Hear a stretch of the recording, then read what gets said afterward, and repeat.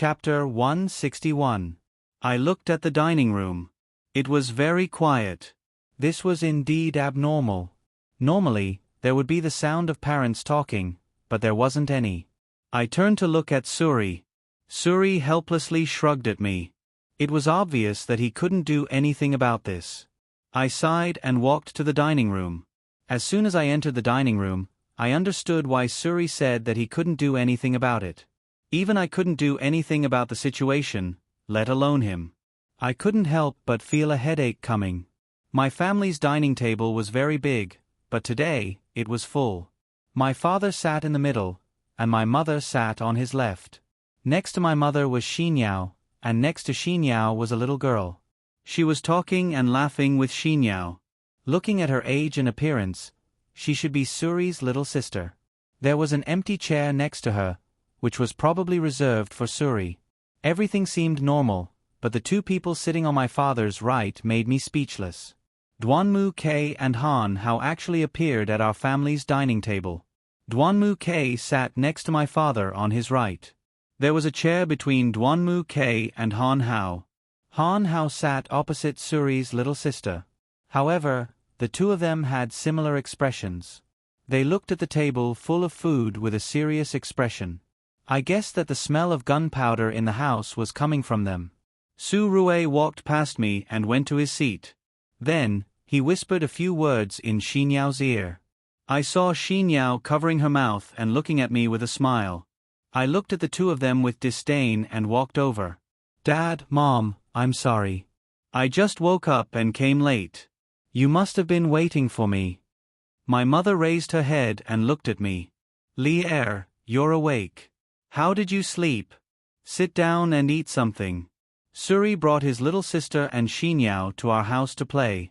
Xiao Ke and Xiao Hao also came. They said that they wanted to have dinner together.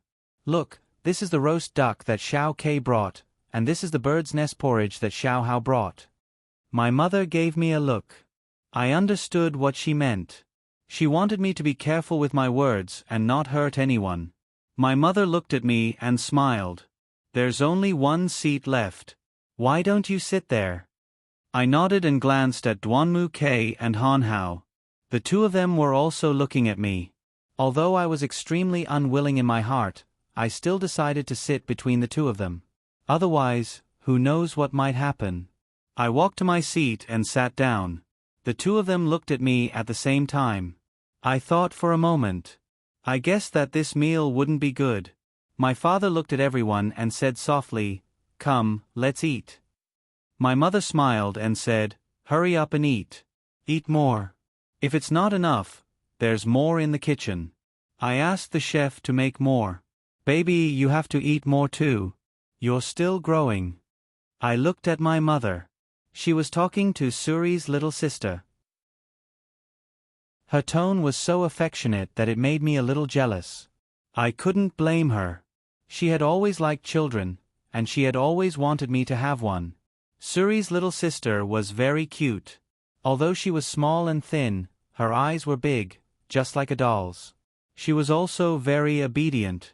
She was much more mature than other girls her age. Although it was my first time meeting her, I liked her very much. I looked at her and asked Suri, "Suri, your little sister is much cuter than you. I still don't know her name." Xinyao looked at her little sister and said sweetly, "Baby, be good. Tell sister Xiaoli your name." My face darkened again. Xinyao looked like she was taking care of a child. It seemed that she would be a good parent in the future. Suri's little sister raised her head and shyly looked at me. She said softly, "Hello, Sister Xiaoli. My name is Susu. I'm 10 years old." Susu was much cuter than Suri. After introducing herself, she shyly hid behind Xinyao. I thought that Suri and Susu were still crammed together in their old house. I felt that it was inappropriate. I looked at my parents and said, "Dad, Mom, there's something I want to discuss with you. Suri is now my personal bodyguard. According to common sense, Suri should live in our house. He only has one little sister now. Can we let both Susu and Suri live in our house?" Father said as he ate, "No problem. Later, I'll arrange for the nanny to clean up a room for Su Rue and another room for Susu. If there's anything the family needs to buy, you'll be in charge. Before I could say anything, Suri said, President, that's too troublesome. I'll just share a room with Susu. My mother looked at him and said, Suri, don't refuse at this time. It's rare for Li Er to ask her father for help. You have to accept this favor. Besides, it's not convenient for a man like you to stay with Susu. You can't take care of her well. Let her have a room by herself. That way, I can take care of Susu when I'm free. Also, if Xian Yao comes to find you, it'll be convenient. After saying that, my mother laughed. Hearing my mother's laughter, I suddenly understood. I couldn't help but laugh out loud. Suri and Xian Yao's faces turned red. It seemed they understood my mother's meaning. With great difficulty, the atmosphere at the table eased a bit. My mother and Xian Yao kept talking about Susu. They talked happily. My father and Suri accompanied them and laughed. The atmosphere on the other side of the table wasn't too good. On the other hand, it was as if the air had frozen. The three of us didn't say anything and just ate with our heads down. Of course, I think the two of them were also thinking about something, but they just didn't say it out loud. Just as my thoughts were running wild, a pair of chopsticks picked up a piece of meat and placed it in my bowl. I looked up and saw Han Hao put the meat in my bowl. Then he looked at me and said with a smile, "Eat more. I didn't see you eat much. You're eating too little." After saying that, he put some more food in my bowl and then began to ladle soup for me. I smiled at Han Hao and said, "Thank you. I can do it myself." Obviously, I didn't know what to say. After I refused Han Hao, Duanmu K reached out and put another piece of meat in my bowl. He also helped me ladle a bowl of porridge and put it in front of me. His expression was very serious. He looked at me and said, "Eat." Han Hao looked at Duanmu K and said, "Xiao K, Xiaoli said she can do it herself. Let's not get her any more food. Look, her bowl is full." Chapter 162. Duanmu K glared at Han Hao. He lowered his voice and said, "I know. It's none of your business." Seeing Duanmu K say that, Han Hao shook his head helplessly. I said in a low voice, "You two should eat. I haven't asked you why you came to my house to eat." Han Hao sighed and looked at me. "I was worried about your health, so I came. It was just in time for dinner, so Uncle and Auntie asked me to stay and eat." I turned and looked at Duanmu Quebec. "What about you? Why did you come here?" Duanmu K didn't look at me. He just said, "Same as him." After Duanmu K said that, Han Hao and I were stunned. I helplessly looked at him and then at Han Hao. Han Hao's face turned red. Obviously, he wasn't happy with this reason. Seeing that the atmosphere between the two of them was getting more and more awkward, I had to find a topic to break the ice. I lowered my voice and said, Okay. If there's nothing else after dinner, you two should go home. It's getting late." Before Duanmu K and Han Hao could say anything, my mother looked at us. She smiled and asked, "Li Er, what were you three talking about? Tell us and share it with us." My mother obviously didn't notice the tense atmosphere on my side. I forced a smile and said, "Mom, we didn't talk about anything. We didn't talk about anything." I didn't know if my mother would believe me, or if she'd noticed something and asked me on purpose. Before I could open my mouth, Duanmu K put down his chopsticks. He looked at my father and mother and said, "Dad, Mom, thank you for your hospitality. I came here for something." Then, Duanmu K took out an envelope from his pocket and handed it to my father. He looked at my father and said, "Uncle, this is a check for 1 million RMB. Please accept it." Everyone present looked at Duanmu K in a daze. I was also very confused. Was this the breakup fee he was giving to our family? My father looked at the envelope and then looked at Duanmu Quebec. "Xiao K, what's the meaning of this?" Duanmu K looked at my father and said, "Dad, I heard that you've been financing a project recently. It should be a new project imported from abroad. This project hasn't been done in a yet. I'm very interested. This 1 million RMBs as my financing fee. Dad, tomorrow, I'll arrange my secretary to send you a document. It's about the investigation data. It's very detailed. My father's expression changed. I could feel that his heart was already blooming with joy, but he still tried his best to keep his expression calm. That expression of a smile that wasn't a smile made me feel especially uncomfortable. My father looked at Duanmu K and said, "How did you get this survey data?" I also asked someone to get it, but I couldn't get the detailed information. What I got was what I already knew. Your information wouldn't be the same as what I know, right? Any smart person would be able to understand the hidden meaning in my father's words. If Duanmu K's information was something that my father didn't have, then my father would definitely accept his favor and even obtain the data he wanted. If Duanmu K's information was roughly the same as what my father knew, then it would mean that my father had indirectly rejected Duanmu K's advances. Duanmu K smiled and looked at my father. "Dad, don't worry. I asked my American classmate to help me buy this information from abroad. Of course, the price is definitely higher than the information itself. I think you should understand this. This information isn't very useful to me, but if it's for you, I think it will be very useful." Duanmu K must have done a lot of preparation before he dared to come to my house and try to curry favor in front of everyone. I could also feel that my father was blooming with joy. I turned to look at Han Hao. His expression was very ugly. Yuxian couldn't bear it, so she reached out and held Han Hao's hand. He froze for a moment, then looked at me and smiled.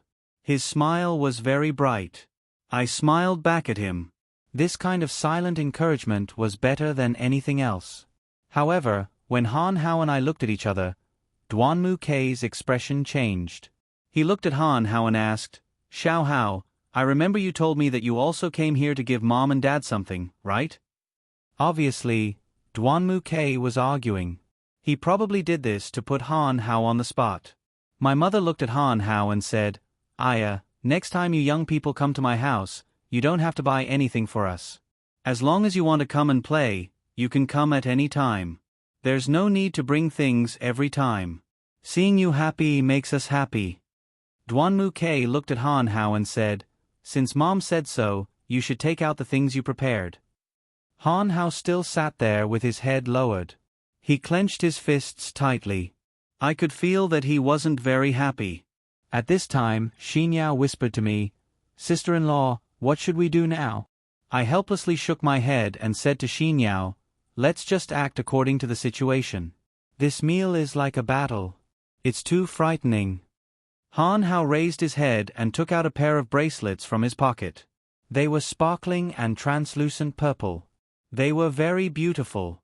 Even an outsider like me could tell that they were good stuff.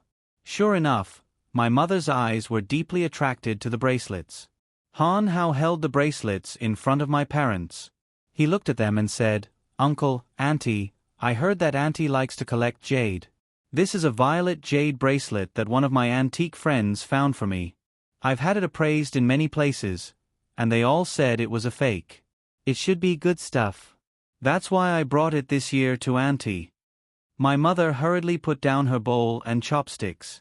She took the bracelet and carefully examined it, nodding her head. From time to time, she would sigh softly and say, "It's really a good bracelet." "Xiao Hao, this bracelet must have cost a lot. It's too expensive. Give Auntie a price, and Auntie will reimburse you." My mother lovingly fiddled with the bracelet. It seemed that she really liked it and wanted to take it. Han Hao shook his head and said to my mother, "If Auntie likes it, then take it. I prepared it for Auntie, and it's not some old toy. I just heard that Auntie likes it, and I happen to have connections in this area. Since Auntie likes it so much, of course I'll give it to you. This bracelet suits you very well." My mother looked at Han Hao and smiled. "I'm so sorry for making you spend so much money. I really like it, so I'll take it. Thank you, Xiao Hao, for your thoughtfulness." Hearing my mother praise Han Hao, I glanced at Duanmu Quebec. His expression had also become very serious. It seemed that he wasn't happy either. Chapter 163. Duanmu K and Han Hao both looked very serious. It seemed that they were really angry. I put down my chopsticks and looked at everyone. I'm done eating. You guys can continue eating. I'm going to take a walk outside. As I stood up and prepared to leave, Duanmu K and Han Hao also stood up. It seemed that the two of them were prepared to be my bodyguards and follow me to the end. I shook my head helplessly. At this time, my mother saw through my thoughts. She said to Duanmu K and Han Hao, "Xiao K, Xiao Hao, after we finish eating, let's sit together and chat. Xinyao, accompany Li Er to the garden for a walk." Suri stood up and looked at my mother. "Madam, I'll go accompany Milady. Xinyao wants to play with Susu." Xinyao looked at my mother and nodded. "Okay. Auntie, let Suri go. I bought some fruits on my way here. I'll make a fruit salad for everyone later. Then I'll go out." It wasn't easy for everyone to help me out, so I had to hurry out. I glanced at Han Hao and Duanmu K and walked out of the dining room. Suri followed closely behind me. He didn't say a word. I knew that Suri was very loyal to me. From the first time I saw him, I knew that he was a very worthy friend. Suri and I went to the garden at home. There was a large rose pond here that my father had built for my mother. It was the only one in the whole of a city. It was my father's masterpiece, and also my mother's masterpiece. It was also a symbol of their love. I looked at the garden full of roses, and my heart was in a mess. Suri stood on the side and looked at me. His expression was very calm. It seemed that he was already used to this. While admiring the garden full of roses, I asked Suri, "Is there anything you want to ask me?" Suri looked at me and sneered. "Milady, you know what I want to ask you." I reached out and touched a rose. I lowered my head and sniffed it. It was very fragrant. I sat next to the flower pond and looked at Suri. I don't know what my answer is, but I don't want to give up on these two people, and I don't want to hurt them. Suri walked in front of me. He reached out and touched my face. He said softly, "Xiaoli, do you remember the first time we met? It was in the detention room at the police station. You should remember it." My face suddenly turned red. I looked at Suri and smiled. "Why do you make it sound so ambiguous? It's not like we're going to part forever." "Xiaoli, when it was just the two of us, I didn't want to call you miss, because I felt that this word separated us. When I first saw you, I thought that you were a very good woman. Your eyes were clear, but your eyes revealed a calmness as if you had experienced a lot of things, which made me have a whole new level of respect for you. At that time, I thought that I must be friends with you. Although our statuses were very different, I still wanted to give it a try. I thought that you were a very special friend. But after seeing so many things happen between you and Duanmu K, it slowly erased your calm personality. You became prone to tears, you became irritable, and you even became hysterical. I saw all of this, but my heart ached. You shouldn't be like this. You became weak. Although after the divorce, you did everything you could to hide the pain in your heart, but I could still feel that your heart was bleeding. Xiaoli, if there's something that you're holding back, you must say it out loud to feel comfortable. I didn't know why, but after hearing Suri's words, I couldn't stop the tears from flowing down my face. I turned around so that Suri wouldn't see me crying. I calmed down for a while. With my back facing Suri, I said, "Suri, it's not that it's hard for me to choose, it's that I can't choose. The person I love, I can't be with him because the person I love can't come back to me. I've thought about it a lot. I'm doing all of this for his good. I don't want to give up, but I don't know what else to do. It's good to just look at him from afar. At least the best gift he has given me is the baby in my stomach. That's enough. Suri, I understand what you mean. I don't want to be strong now, but I have to be strong. There are still many things that I need to do." Suri turned me around. He looked at me and smiled. "What are you going to do next?" I sighed. Let's see what these two ancestors want to do next. I'll just play along with them. Besides, I don't have much time left in the country. I'll just play along with them. It's so fun. Sometimes, it's good to see them bicker. On the surface, it looks like they don't get along, but in reality, they have a very good relationship. Suri nodded and looked at me. Shaoli, I'm very grateful to you.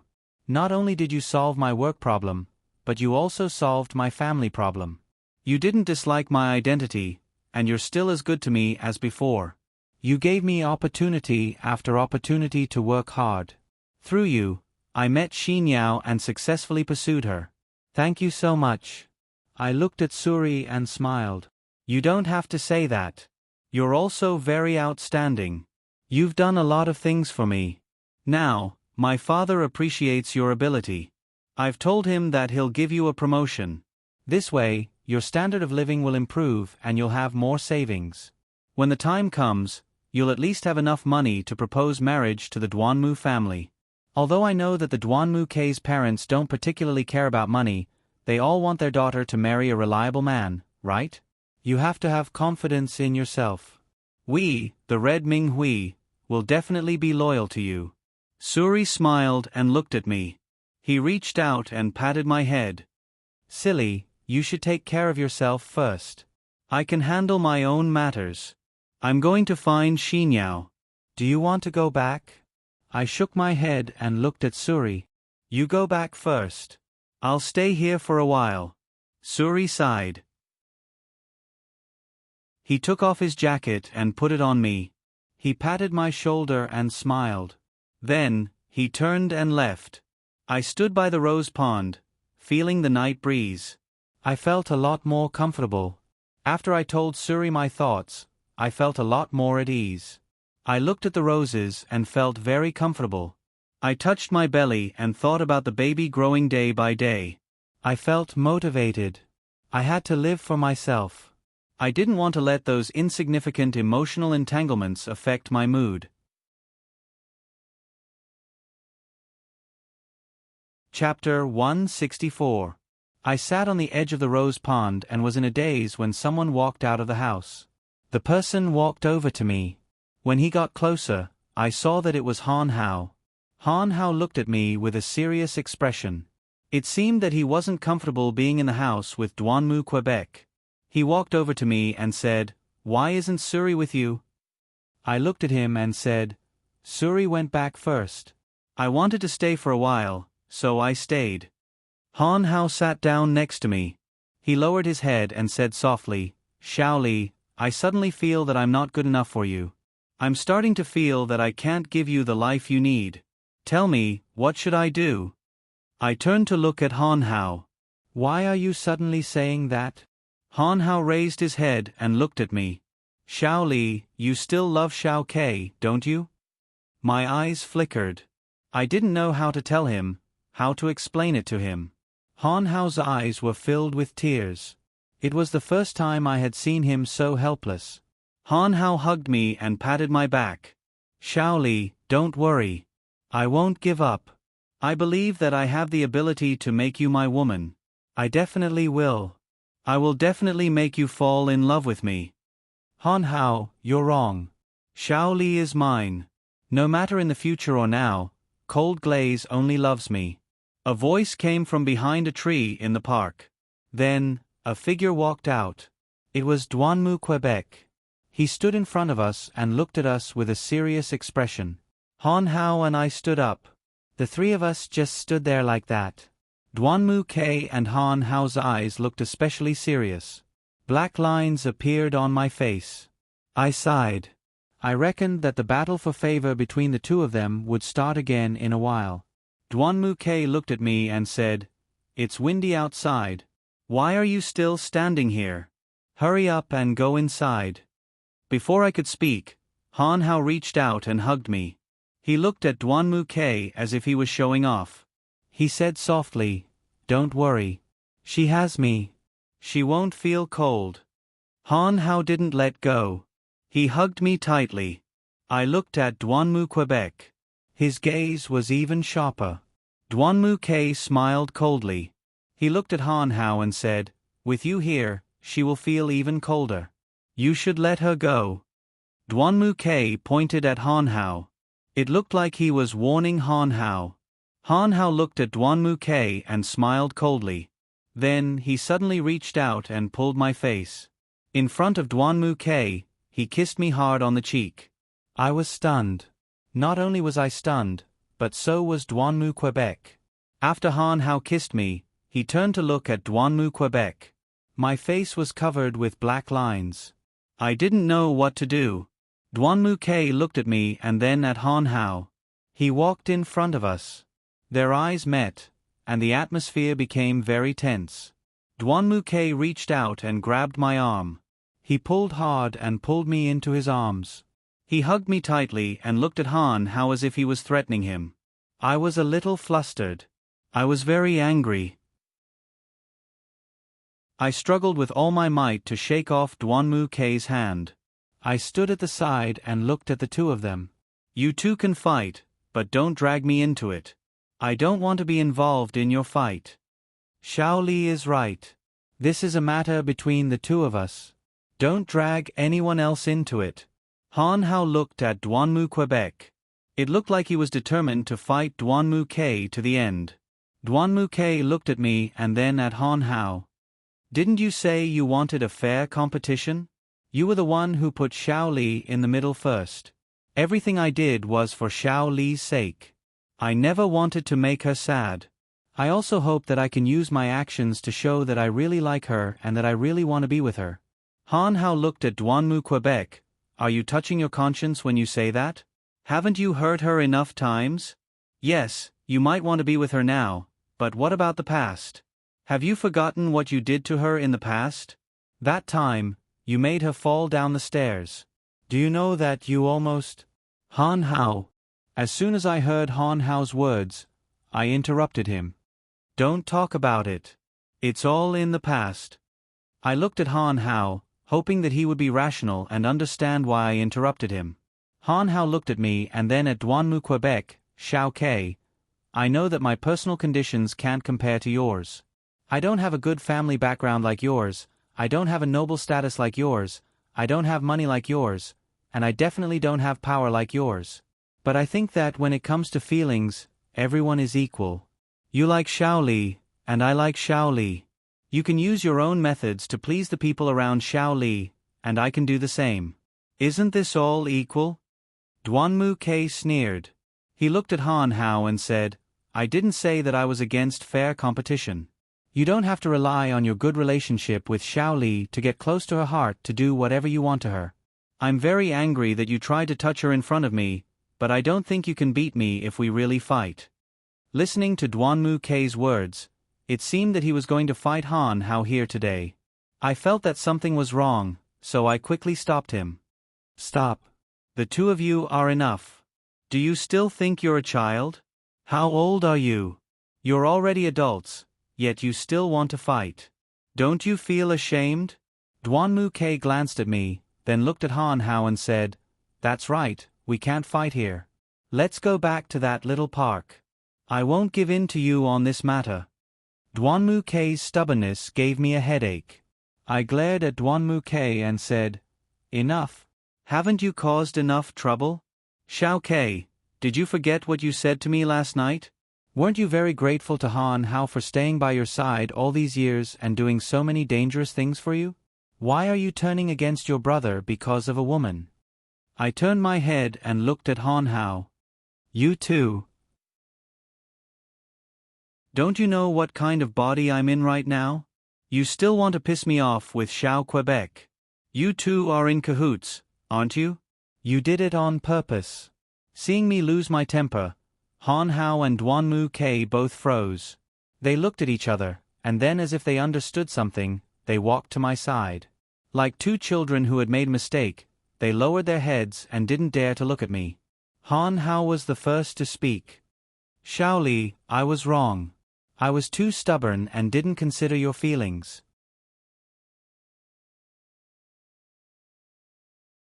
Chapter 165. When Duan Mu Ke heard Han Hao's words, he changed his attitude. He looked at me and said, I was wrong, Shaoli. I didn't consider your feelings. I won't do it again. Looking at the two of them, I let out a long sigh. In a soft voice, I said, "It's getting late.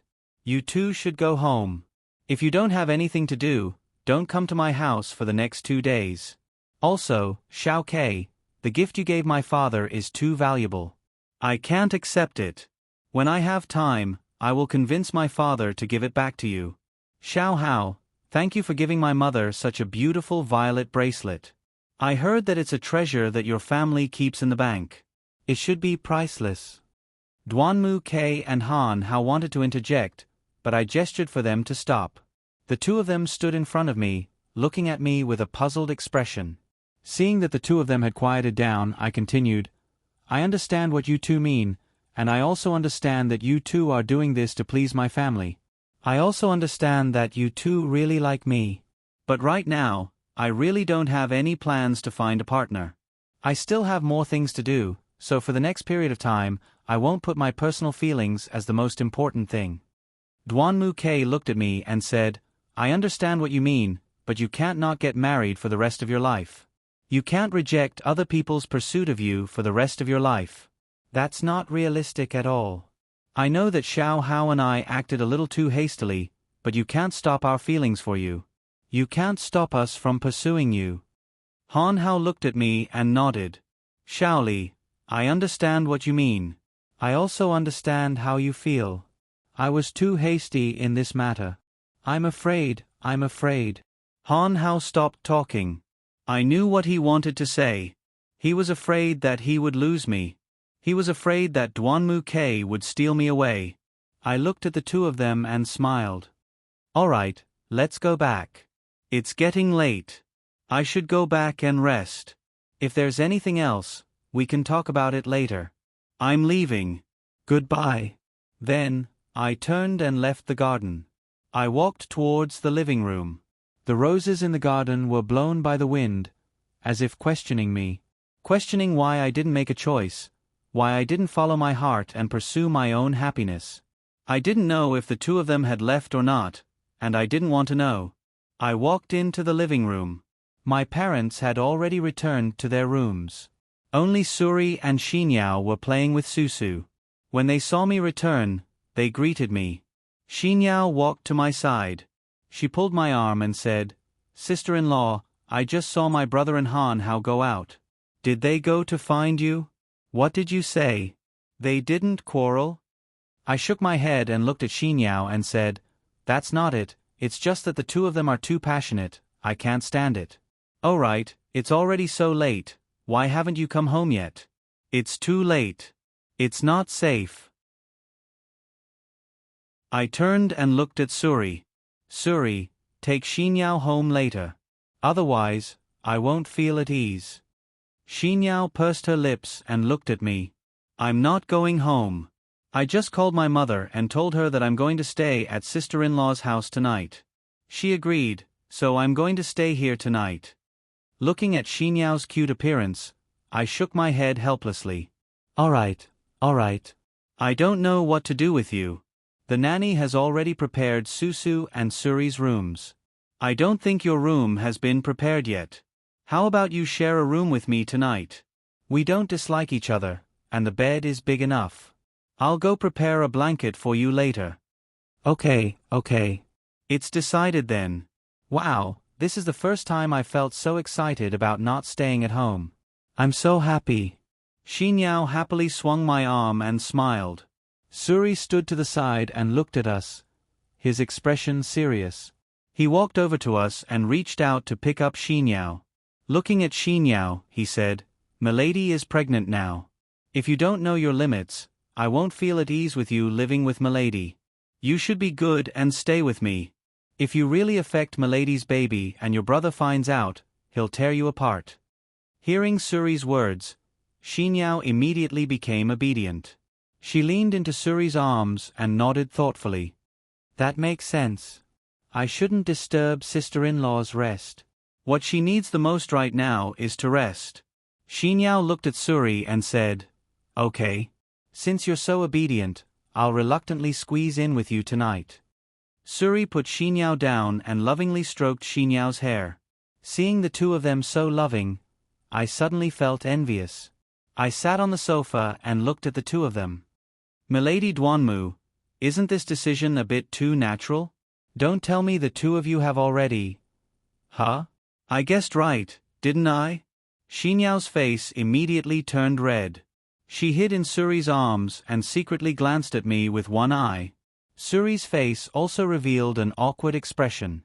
He looked at me and said, "Milady, you guessed wrong. Xinyao and I haven't done anything, but Aya, you know." Suri helplessly covered his face with his hand. I could faintly see him secretly laughing. I couldn't help but laugh. Haha, it's okay. We're all adults, so I understand. Do you need me to prepare some necessities for you? Ha ha ha ha. I laughed so hard that I was out of breath. I didn't care about my image anymore. Looking at their bashful appearance, I suddenly felt that it was very interesting.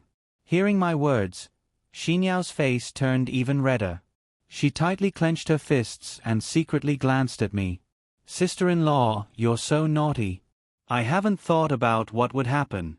I don't have any experience. Aya, I'm so shy. Let's change the subject, okay?" Suri also followed suit. That's right, that's right. Milady, I've been led astray by you. I really don't want anything to happen between us. I just want her to have a place to sleep. Tidying up a room is too troublesome. It's better to squeeze in with me for the night. I walked over to Suri's side and gently patted his shoulder. It's okay, I understand. If you need anything, just come find me. I promise I'll prepare everything for you. Good luck. You must get Xinyao. I looked at Suri. Although I wanted to control myself and not laugh out loud, I still couldn't help it. I laughed evilly. Xinyao shyly covered her face and sat on the sofa. Her face was red, which was very beautiful. Indeed, we were all adults. It was normal for a man and a woman to have sex.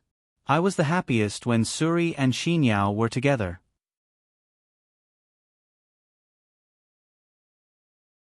Chapter 166.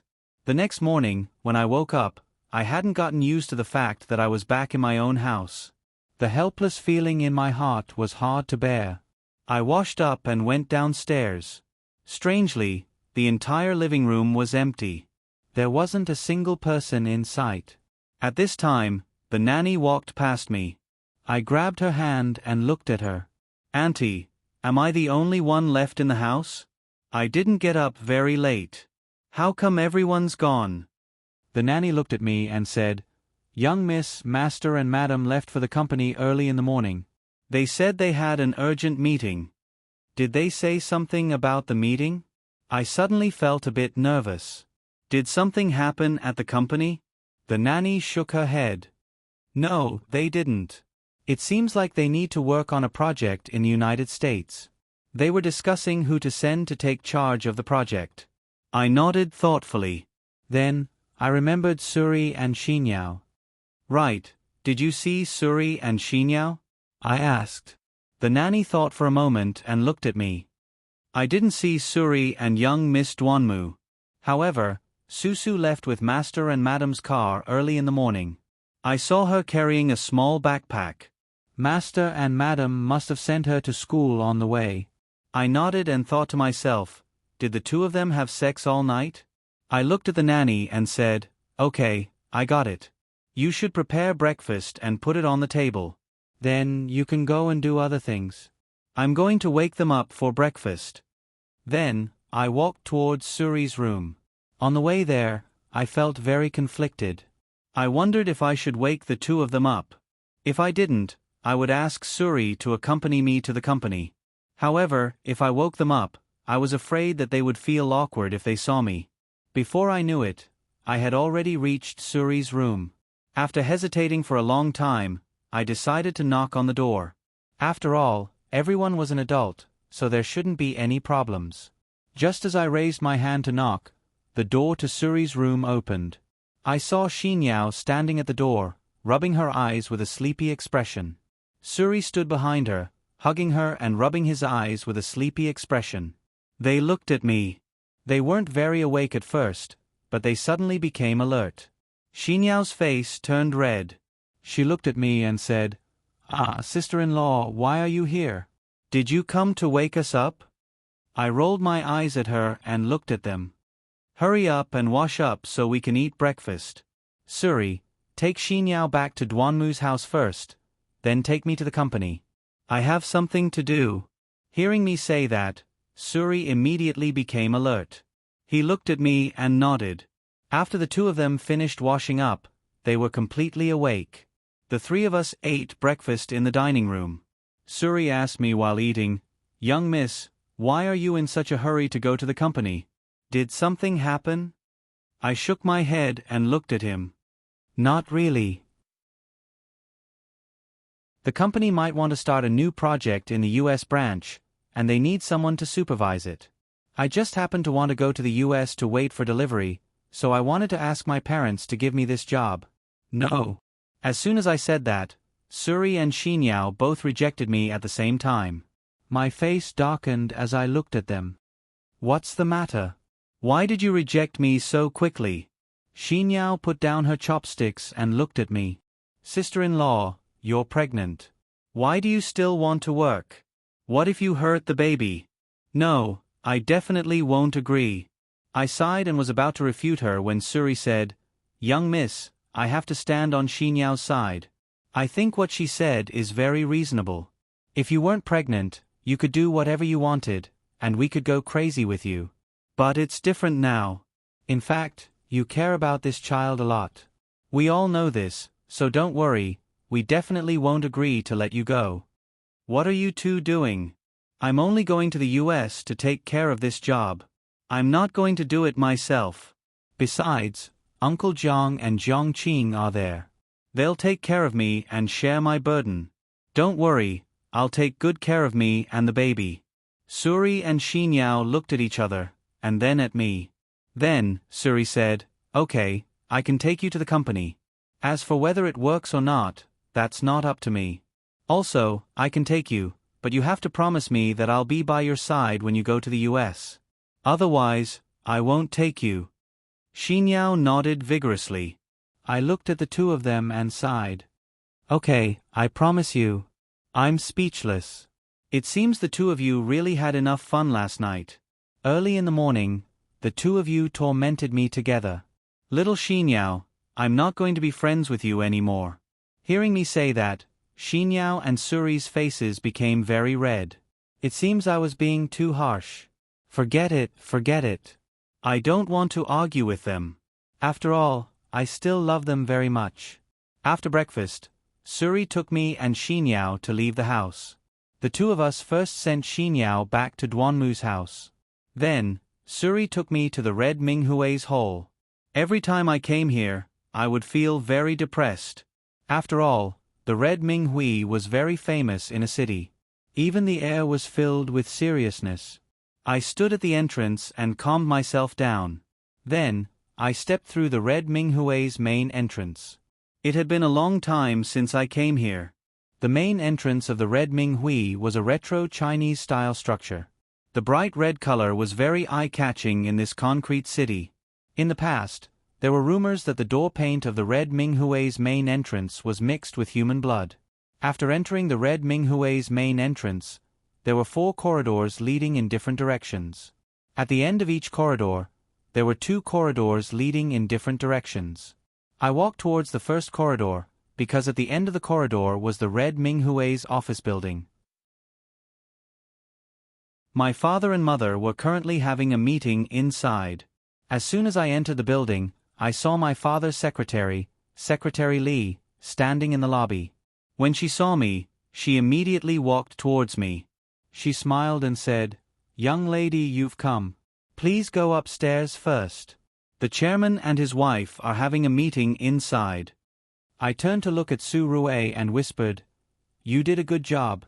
If you didn't call, wouldn't I have been stopped by the guards?"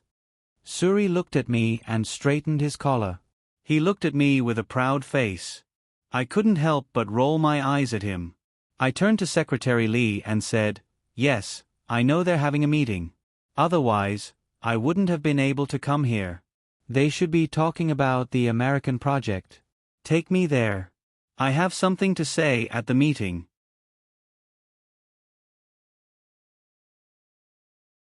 Chapter 167. Secretary Lee looked at me. Clearly, she was in a difficult position. "Young miss," she said, "this isn't very appropriate. This is a board meeting, and the president has specifically instructed that no one is to disturb this meeting. I'm afraid it's not appropriate for me to take you in now." I glanced at Secretary Lee and smiled at her. Then I walked past her. "Young miss," she called after me, but I didn't turn around to acknowledge her. At this time, Su Rue pulled her back and looked at her. "Your mission is done. Eldest miss will tell the president that you've already stopped her. She won't make things difficult for you. You can go do other things. If there's anything, eldest miss will take care of it for you." Su Rue smiled and looked at her. He patted her shoulder and caught up with me. Suri and I entered the elevator. I turned to look at Suri and smiled. "You have a knack for betraying your teammates. I really don't know what to do with you." Suri looked at me. "Then what can I do? You didn't even look back." "She wanted to stop you, so I had to stop her. She was afraid that the president would scold her. I could only say that you took care of everything for her. You can't expect me to take care of everything. It's useless even if I did. You're better than me, better than both of us." I smiled and looked at Suri. I reached out and pinched his armpit. He grimaced in pain and looked at me with an aggrieved expression. "Young miss, why did you hit me so hard?" he asked. "Hard? I don't think I hit you that hard." "I know. You're trying to blackmail me. You're so bad. Xinyao didn't teach you anything good. She actually taught you how to deal with me." I glared at him. Su Rue looked like he was about to cry as he said to me, "Of course not. Xinyao has been telling me how good you are to her, but she didn't tell me anything else. Besides, I don't dare. I realize that I'm really scared that you'll beat me up. You'll hit me too hard. You don't even consider my feelings." Suri's expression was still pained, but he started to act cute in front of me. I couldn't help but roll my eyes at him. I looked at Su Rue and said, "It seems you're in a good mood today. Last night was pretty good. How about it? Did you do it all night?" "No, if you did it all night, you probably wouldn't be able to get up. You have to take care of your body and protect me. How about this, after the meeting, I'll go buy you some tonics to nourish your body." After saying that, I laughed. Suri blushed and stood there looking at me. His hesitant expression was even more hilarious. I laughed even harder. Suri blushed and said to me, "Young mistress, you have to promise me that you will keep this a secret for us. I don't want more people to know." I looked at him and nodded. "I can promise you, but why do you have to keep it a secret? Aren't the two of you in love? This is a very normal thing. Everyone is an adult and can understand." The parents are not the kind of people who are particularly conservative. Suri sighed and said, "Actually, I only found out last night that it was Xinyao's first time. Since she gave me her first time, I want to protect her.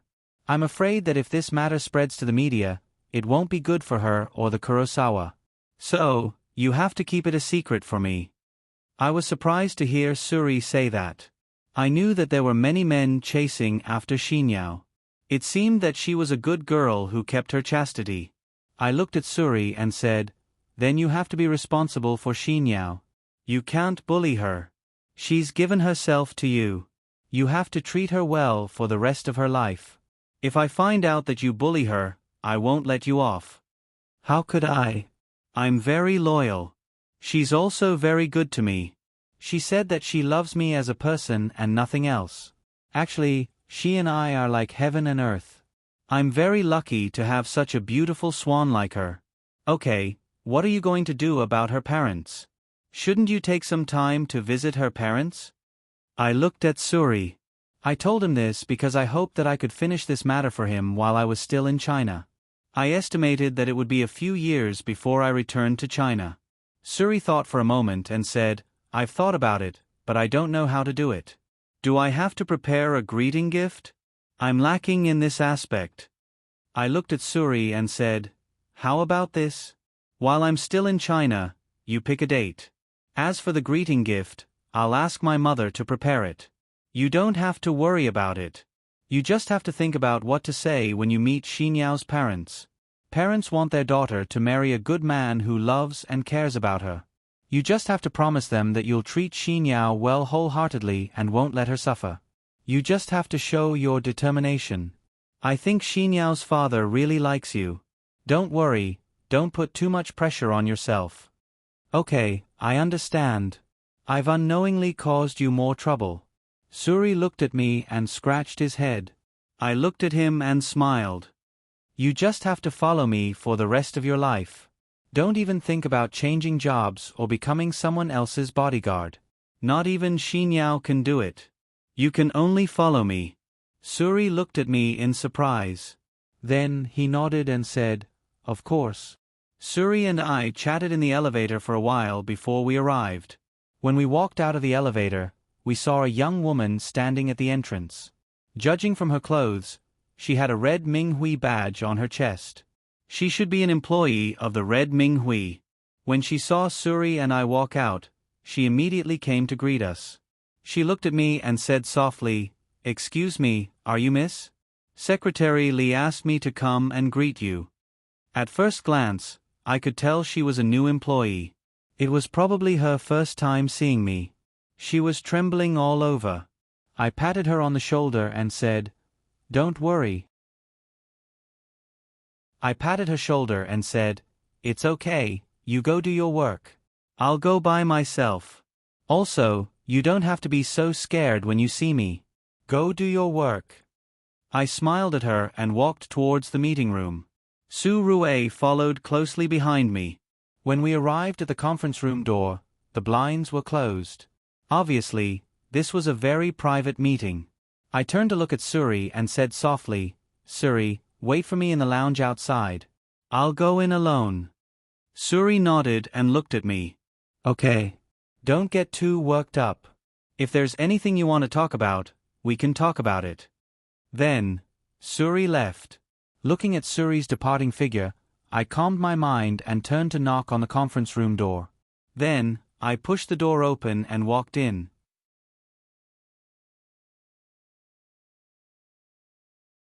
Chapter 168. When I entered the conference room, I saw that except for my parents, all the senior members of the Red Minghui were sitting in the room. I pushed the door open and entered. Everyone in the room looked at me. My father looked at me and said, Li Er, why are you here? We're having a board meeting. You can go out and wait for us. I looked at my father and went straight to an empty seat. I sat down. Everyone looked at me and said softly, Dad, I'm also here for the meeting. I know you're discussing who will be in charge of the new project in the United States. My father and mother looked at each other. Then they looked at me and said, Li Er, what do you think? I looked around at everyone in the room. Then I looked at my father and said, Dad, let me do this. No. As soon as I said that, my mother blurted out. She was the first to object to me going. My father looked at me and nodded. I agree with your mother. You're not fit to take on such a stressful job right now. Don't even think about it. I won't let you do it. I looked at my father and smiled. Dad, Mom, can you listen to my point of view first? Uncles here can also listen to my point of view. I have very good reasons to prove that I am the most suitable person to be in charge of this project. At this time, Uncle Bai looked at my father and said, Old Lang, let Li Er talk. My father looked at me and nodded. I sat there and said, there are a few reasons. First, I am the head of the American branch.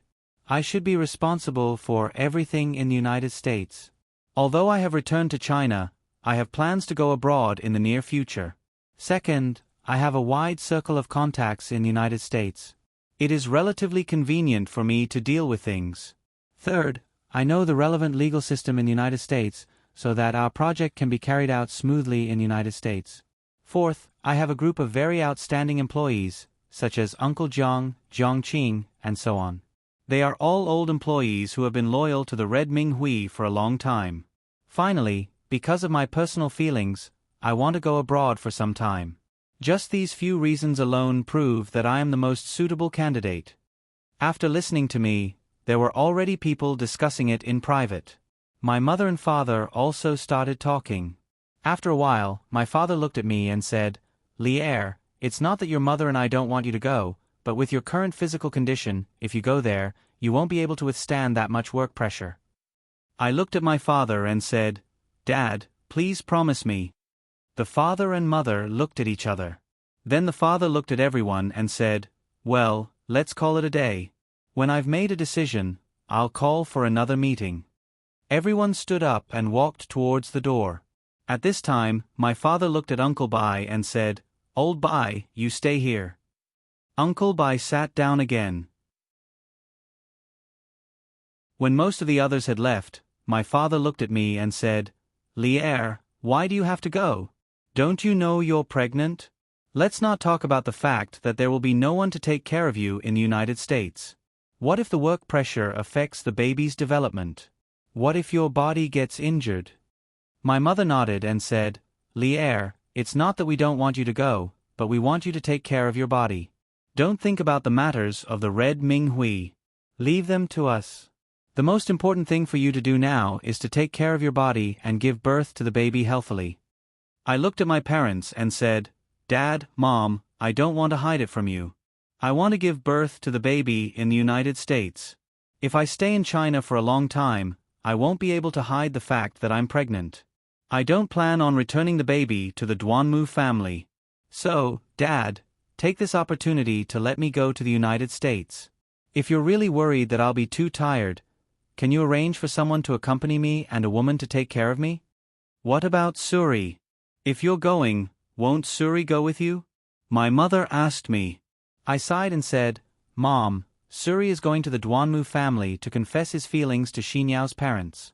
He wants to mention to Xinyao's parents that he and Xinyao are together.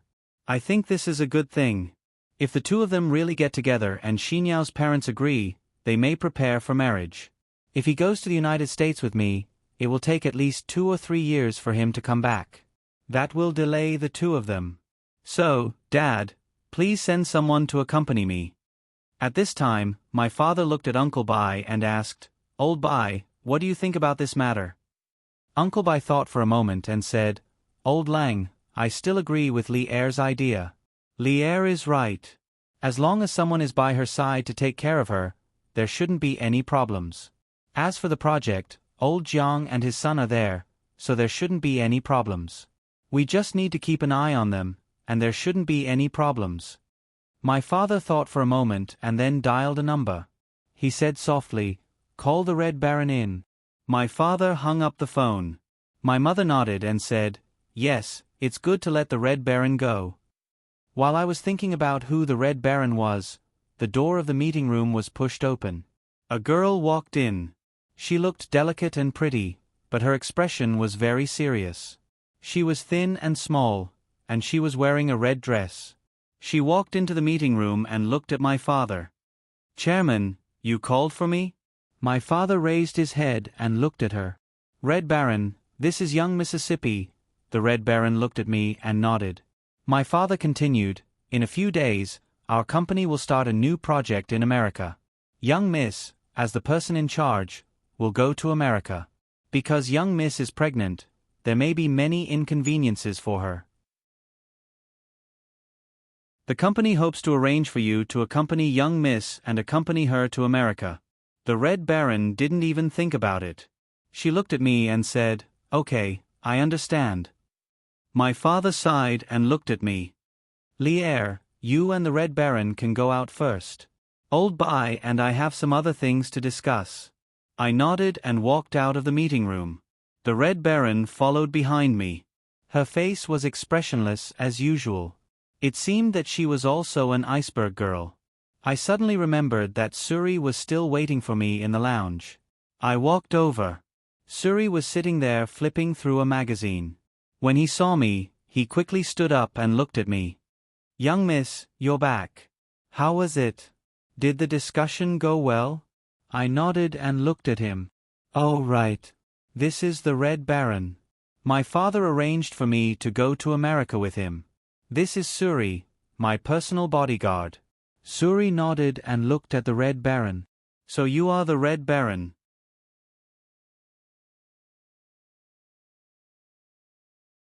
Chapter 169. I looked at Suri and asked, "Why? Do you know her?" Suri nodded and looked at me. "Yeah, I know her. She's a member of the Red Minghue's hired thugs who are directly under the president's control." "Then why don't I know about this? Logically speaking, I should know everything about the Red Minghui." The Red Baron looked at me and said, "Miss, it's not strange that you don't know about it. After all, this organization hasn't been established for long, and it's rather secretive because the president doesn't want too many people to know about it. There are still many things he needs the president to do. Of course, what Suri just said isn't completely correct. We're not just a hired thug organization, we can do quite a lot of things. Also, the president sent me and Miss to America not only to protect her, but also to take care of her. Miss is pregnant and needs a woman to take care of her. That's the president's true intention." When Suri heard the Red Baron's words, he looked at me and said, "Miss, you're really going to America? Did the president agree?" I nodded and looked at Surue and said, "Yes, I already told my father. This time, I won't let you accompany me. You don't need to ask me why. It's rare that you're preparing to propose marriage to Xinyao's family. This matter is much more important than going abroad with me. You have to complete this matter and then tell me when you get married. If my physical condition allows, I will definitely rush back. You have to remember what you promised me. Do you understand?" Suri sighed. "All right, I understand. Let's go home." "Red Baron, are you coming with us?" The Red Baron looked at me and said, "I'll go home and pack up first. Then I'll go to Mrs. House myself." Suri thought for a moment and said to the Red Baron, "How about this? I'll send Miss home first. Then, if you need me to pick you up, give me a call. The administrative department has my contact information." The Red Baron nodded. "All right, I understand. Thank you." Then, the Red Baron turned and left. Watching the Red Baron leave, Suri looked at me and asked, "Miss, do you think she's reliable?" I shook my head and looked at Suri. "I haven't seen through her yet. She's an unpredictable woman. I don't know what kind of person she is. Let's take our time to think about it." I softly asked, "By the way, Suri, do you know the Red Baron's real name?" Suri thought for a moment and said, "Let's go. Let's go home first. Someone will give me a call in 10 minutes. I looked at Suri suspiciously. Suri smiled at me and pulled me to the elevator. Suri and I left the club, got into the car, and started to head home. As expected, about 10 minutes later, Suri's phone rang. He answered the call while driving. I couldn't hear what he was saying to the person on the other end of the line, but he kept saying, "Mm. It seemed that the person on the other end of the line was explaining something to him. After 2 minutes, Suri said, "All right, I understand." Then he hung up. I looked at Suri and asked, "How was it? Did you find out more about her?"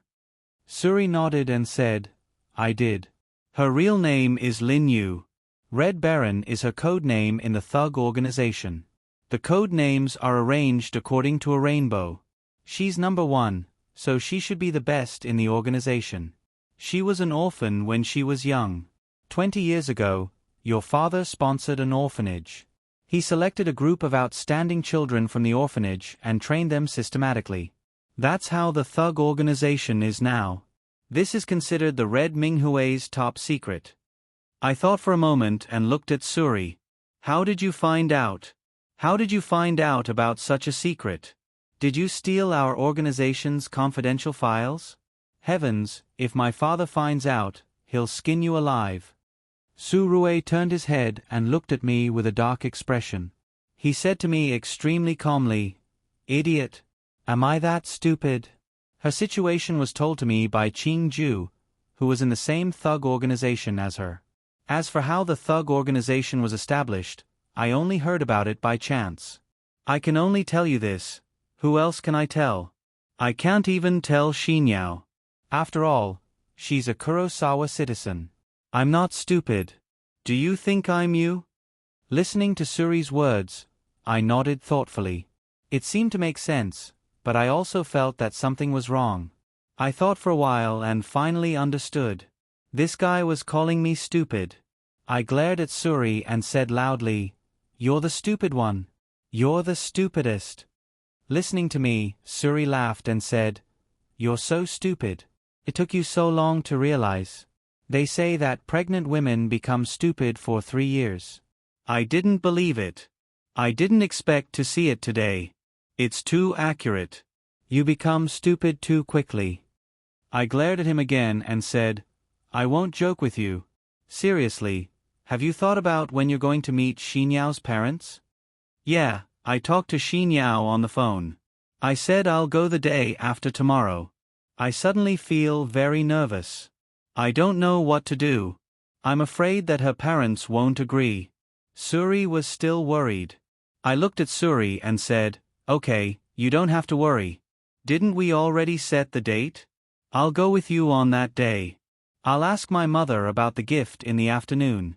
It should be ready in a day. You don't have to worry, it will definitely happen." Suri sighed and said, "I'll take advantage of your auspicious words. I really hope it will happen. She gave her first time to me. I have to be responsible for her. I promise to take care of her for the rest of her life. I definitely won't go back on my word." I nodded and didn't say anything. When we finally got home, I felt a bit tired and went upstairs to rest. Suri probably went to arrange the Red Baron's matter. I felt reassured leaving it to Suri. I decided to sleep first and wait for my parents to come back before talking to them. As I lay on the bed, I suddenly thought of Duanmu Kei and Han Hao. It seemed that they were quite peaceful. I didn't know what they were doing right now. Unconsciously, I felt sleepy and gradually fell asleep.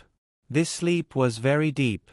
I didn't know how long I slept, but when I woke up, it was already afternoon. I tidied up a bit and walked out of the bedroom. I happened to see my parents sitting in the living room, chatting and laughing. I didn't know what they were talking about. I went downstairs and looked at my parents. "Dad, Mom, you're back. I have something I want to talk to you about. Is that okay?" My mother raised her head and looked at me. "Li-er, you're awake. Did you sleep well? Why didn't you sleep a bit longer? Did we wake you up?"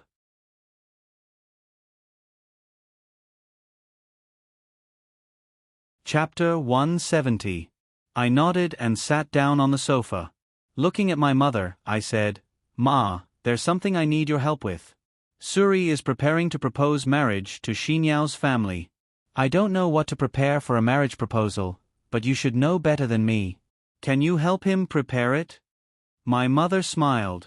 Mother smiled and said, "Okay, that's a good thing. No problem, leave it to me. I'll go out with the nanny to prepare. It'll be ready by tomorrow." While Mother and I were talking about this, Su Rue happened to come in with the Red Baron. Looking at Suri, my mother said, "Suri, you're here. Li-er and I were just talking about you going to the Duanmu's family to propose marriage. Come and sit. See what else you need to prepare. The Red Baron is here too. Come and sit with us." The Red Baron nodded and put his luggage to the side. Then, he followed Suri to the sofa. I looked at Suri and then at my father. "Dad, there's something else I want to talk to you about." My father nodded and looked at me. I continued, "Dad, Suri has been with me for a while now. You know how capable he is. You see, he's preparing to propose marriage to the Duanmu's family, but Suri doesn't even have his own house. In the future, he'll be living with Susu. Do you think you can arrange a house for Suri as his wedding home? If it's not convenient, I can pay for it." My father looked at Suri. Suri's expression froze. He looked at me and said in a low voice, Miss, what are you doing? I can slowly get a house myself. It's too troublesome. I secretly pinched him and motioned for him to stop talking. My father looked at me and said, "This isn't a difficult matter, and you don't need to pay for it. The Red Ming Hui has a residential area with several buildings. It's on the east side of the city, not far from the Duanmu's house. You can contact Secretary Li tomorrow and take Suri there to pick a house he likes. It's not a difficult matter." Hearing my father's words, Suri quickly stood up. He looked at my father and bowed deeply. "Thank you, President. Thank you so much. I know that Miss is just saying good things for me. Thank you so much. In the future, I will do everything I can for the Red Ming Hui." My father waved his hand and motioned for him to sit down. He looked at him and said, "It doesn't matter. This is also a good thing. It can also promote our family's relationship with the Duanmus. It also has commercial value. So, you don't need to feel embarrassed. The house is given to you, so you can live in peace. Li Er has assured me of your character, and I also believe in your character." Suri's eyes were about to burst into tears. I quickly interrupted and said, "Oh, that's enough. Dad, don't scare him. Look at how scared he is. He's about to cry." My father's face instantly became awkward. He quickly changed the topic. "All right, let's get down to business. Li Er, since you want to go to the US, then go next week. Secretary Li will arrange the flight tickets and other things. When the time comes, the Red Baron will go with you. Old Jiang will receive you then. I've already talked to Old Jiang about the project through a conference call. He will also tell you the details. Don't tire yourself too much when you get there. First, take care of your body and give birth to the child smoothly. If you have any problems, you can send your mother to the US." I nodded and looked at my father. "Okay, Dad. I understand. I've already told Suri that I won't be taking him with me this time. He has to attend to his own matters." "That's fine. There are also some things that he needs to do in the company. Don't worry, I won't make things difficult for him. You guys chat. I'm going to the study." Then, my father stood up and walked towards the study. At this time, my mother looked at the Red Baron and said, "Red Baron, I'll ask the nanny to arrange a room for you later. You and Li Er should get to know each other better. In the future, I'll have to ask you to take care of my daughter." The Red Baron nodded and looked at my mother. "Auntie, don't worry. I'll take good care of the young lady." My mother smiled and nodded. Then, she got up and returned to the bedroom. Only Suri, the Red Baron, and I were left in the living room. I looked at Suri and said, "Suri, you should go and pick up Susu from school." Suri looked down at the time and immediately stood up. He looked at me and said, "Right, I almost forgot about this. I'm going to pick up Susu. I'll be back soon." Then he turned and ran out of the living room. Only the Red Baron and I were left in the living room. We sat facing each other. I looked at her and said, "Red Baron, don't feel uncomfortable in my family. You'll get used to it after a while. My parents are very kind people. You don't need to worry." The Red Baron looked at me and said, "Yes, I know. I owe the chairman and madam a debt of gratitude. That's why I'm hell-bent on staying in the Red Ming Hui and working for the Red Ming Hui." It seemed like the Red Baron knew that I was trying to find out more about her. She seemed to be a smart person. I smiled at the Red Baron and said, "Yes, I don't really want to know about your past. As long as you focus on working for the Red Ming Hui, it'll be fine. I don't know much about that organization, and my father has never told me about it. To be honest, you must have done a lot of shady things for him. It doesn't matter. My father is a ruthless person. Everything he does is based on his own interests. He might even betray you. Am I right?" The Red Baron looked at me and sneered. "You're just as the chairman said. You're very smart, and you've guessed the chairman's thoughts correctly. However, I made a bet with the chairman that you wouldn't make a mistake. Even if you're pregnant now, or if you're emotionally hurt, it won't affect your ability to work. I'm sure of that." You can use your intelligence to guess, between you and the chairman, who will I side with? The Red Baron looked at me with a smug expression. I smiled and looked at her. You won't side with either of us. You can't afford to offend either of us. That's why you'll choose to remain neutral. Am I right? If you side with my father, your days in the United States will be difficult. If you side with me, you might lose your position as the ace fighter in the eyes of the chairman. This will be detrimental to your future development.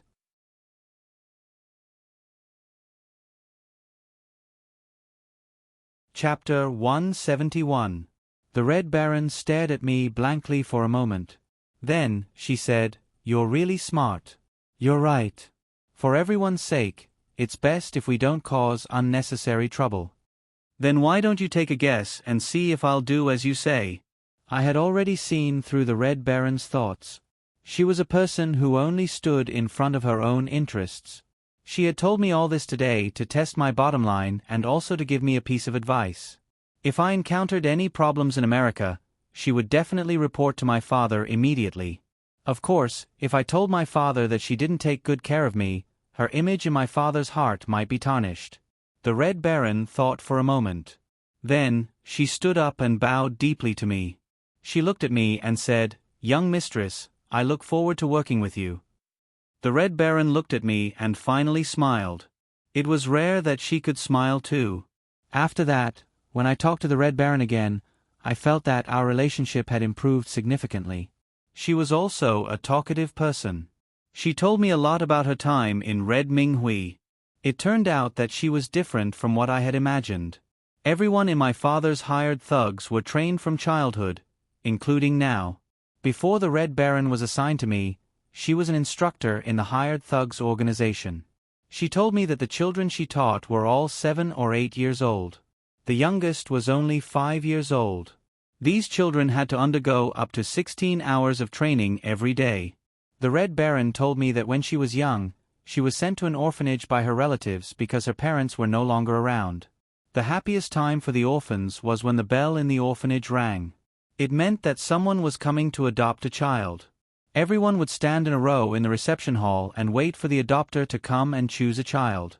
On that day, the Red Baron said that the orphanage had always been filled with children. Red Baron remembered that one day, the bell rang as usual.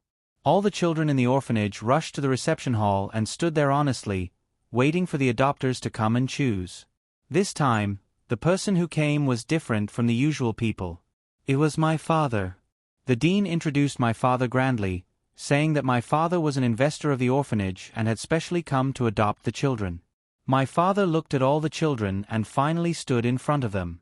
He picked most of the children from among them, including Red Baron. She thought that this way, Red Baron could get the life she wanted, but she did not expect that all the children, including her, were taken to the Red Tea Party and began cruel training. They stayed there for 20 years. Many of the children in Red Baron's batch could not resist the devilish training and lost their lives. In the end, the few people who survived became the core force of the thugs organization. Just like what my father told me when I was a child, they only learned one idea from the beginning, and that was absolute obedience. After listening to the Red Baron's story, I suddenly felt a trace of sympathy for her. I looked at her and said, "Have you never thought of running away? Have you never thought of resisting?" The Red Baron shook her head and said, "I don't think there's anything wrong with it. What's the difference between this place and the orphanage? Although the president trained us strictly, he also taught us a lot of things. We didn't have to worry about food and water every day. I also had a home of my own with my own hard work. There's nothing wrong with that." I heard from others that a daughter who was adopted from our orphanage was molested by her adoptive father. Her adoptive father threatened to kill her if she told anyone about it. She had no one to turn to and could only endure it. Who would have thought that her adoptive father would become worse and molest her more and more? Later, when her adoptive mother found out about it, her adoptive mother thought that she had seduced her adoptive father and sent her to the police station. In the end, she couldn't bear the pressure and chose to commit suicide. Compared to her, am I not much luckier than her? The president treats us very well. As long as we do what he asks us to do, he will reward us accordingly. I don't think it's a bad thing. I looked at her and said, although it sounds good from what you said, according to your father's habits, there should be a big prerequisite, right? The Red Baron looked at me and smiled. Yes, you are very smart. There is indeed a big prerequisite. That is, I have to work for the Red Ming Hui for the rest of my life. I belong to the Red Ming Hui for the rest of my life. If I were to abandon the association, I would have to dedicate my life to it. Wouldn't that be too cruel? I couldn't bear it. It seemed that my father had secretly trained these thugs to do things for him that couldn't be done openly. Rather than saying that they were thugs, it would be more accurate to say that they were killers. If they had sold their lives to the Red Ming Hui, how could they still have freedom in life? No, I don't. I don't have anyone in this world that I would miss, even in the entire thug organization. At best, we are colleagues, not even friends.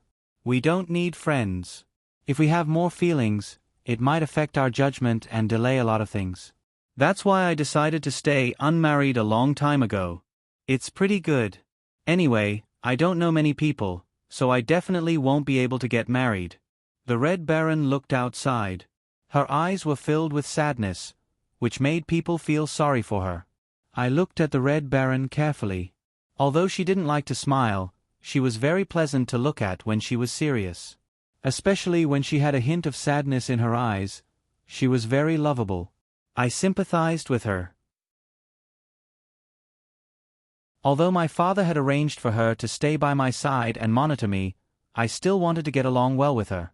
After all, she was also a pitiful child. I thought for a moment, then looked at the Red Baron and said, Red Baron, how about this? In the future, when we are in front of my parents, let's try to keep a certain distance. That way, they won't be suspicious. When it's just the two of us in private, you don't have to be too restrained with me. I also want to get to know you and be good friends with you. I won't harm you. You have to trust me on this. The Red Baron was stunned for a moment. She looked at me and said, Okay, I understand. Thank you. I knew that she was saying thank you from the bottom of her heart. I also understood that she wasn't a bad woman. She just needed love. She needed someone to get close to her heart. The Red Baron and I chatted very happily. Before we knew it, it was already time for dinner. Suri and Susu had also returned. The whole family happily had a sumptuous dinner. After dinner, I felt a little uncomfortable and wanted to take a walk in the garden. I didn't tell anyone and walked to the rose pond in the garden alone. Looking at the garden full of flowers, I thought of Duanmu K again. The deeper the love, the more painful it would be. My heart still couldn't forget him. I would never be able to forget his eyes when he looked at me with such deep affection.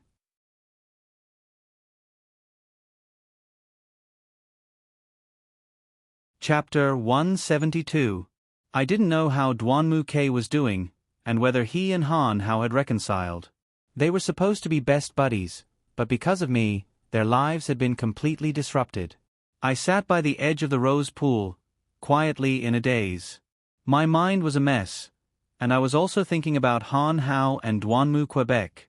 Actually, both of them were pretty good, and I wasn't in the mood to think about who I should choose. I just hoped that the two of them could calm down during this period of time and think clearly. It was time for them to mature. Just as I was in a daze, I heard footsteps coming towards me. I turned my head and saw that it was Su Rue.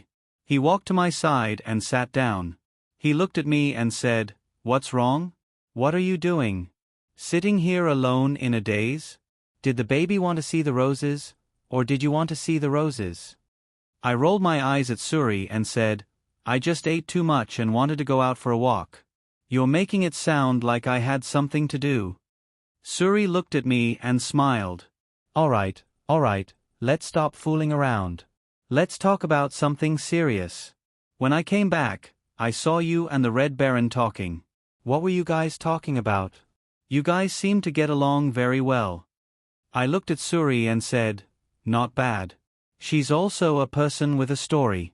It's just that the Red Ming Hui requires her to not trust anyone, but she's still very kind. I've already reached an agreement with her to help each other. I'll guarantee her position in the Red Ming Hui, and she'll also guarantee my basic necessities and safety in America. Overall, we're quite compatible and mutually profitable.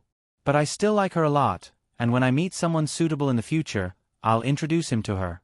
I also want to marry her into a good family.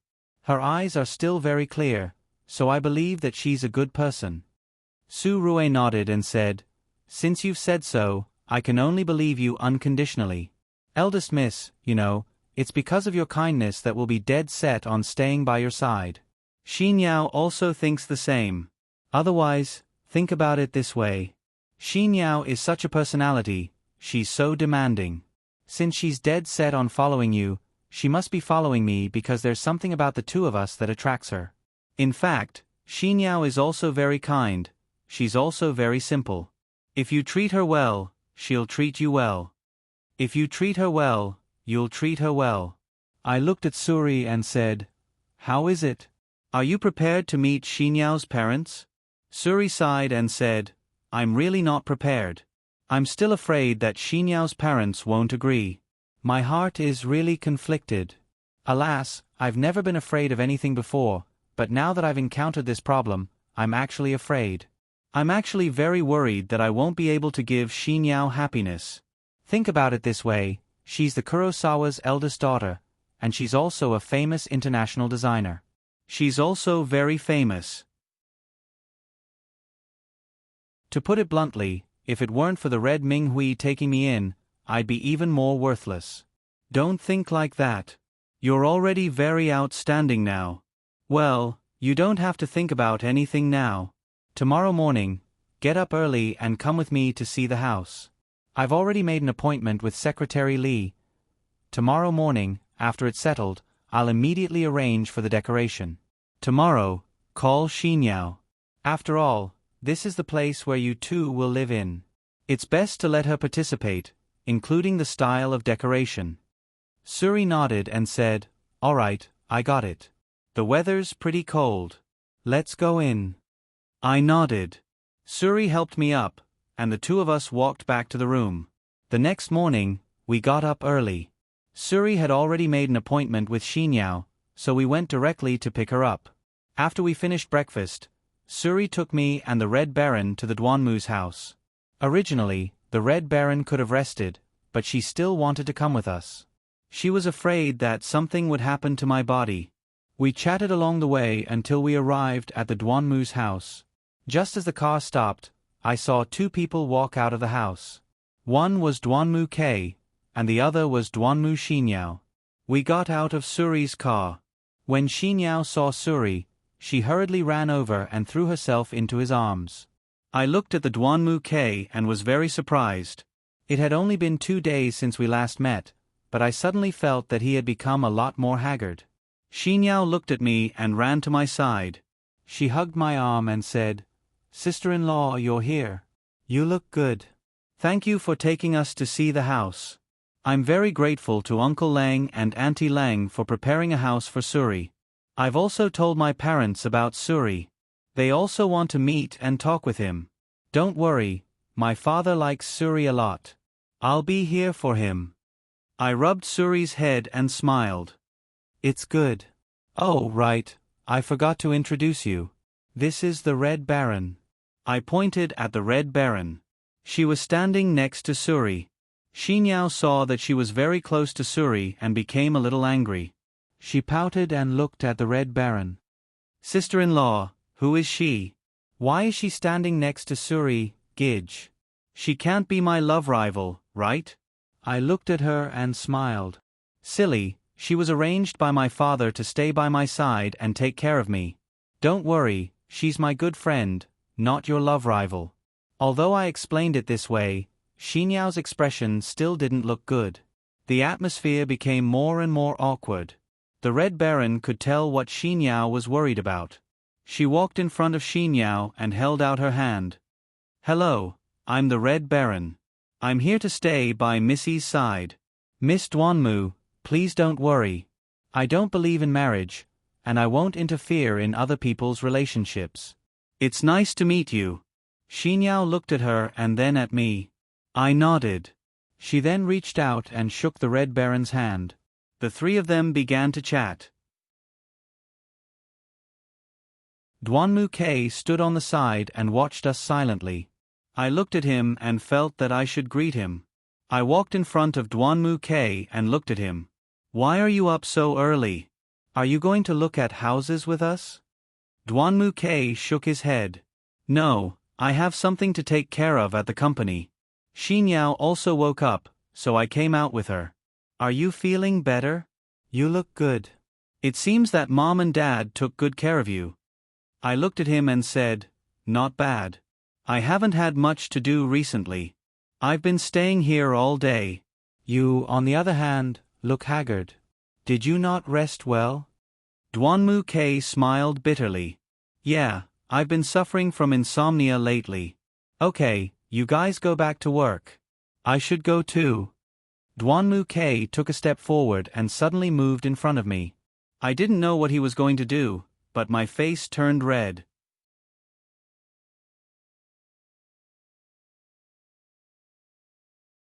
Chapter 173.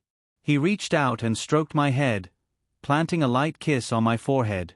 Be careful, he said softly. Don't tire yourself out. With that, Duanmu-K left, leaving me standing there in a daze. Duanmu-K said goodbye to the others and drove away. I was still standing there with a red face. Xinyao saw my shyness and walked over to me. She put her arm around my shoulder and said, Sister-in-law, my brother has been in a bad mood for the past 2 days. It seems you've given him a big blow. Actually, I feel bad seeing him like this, but I know you have your own ideas. I won't force you to do something you don't want to do, so don't give yourself any pressure. I smiled and looked at Xinyao. Okay, I know. Don't worry. Although Xinyao was next to me, she kept looking at Suri and the Red Baron. It seemed she still didn't trust them.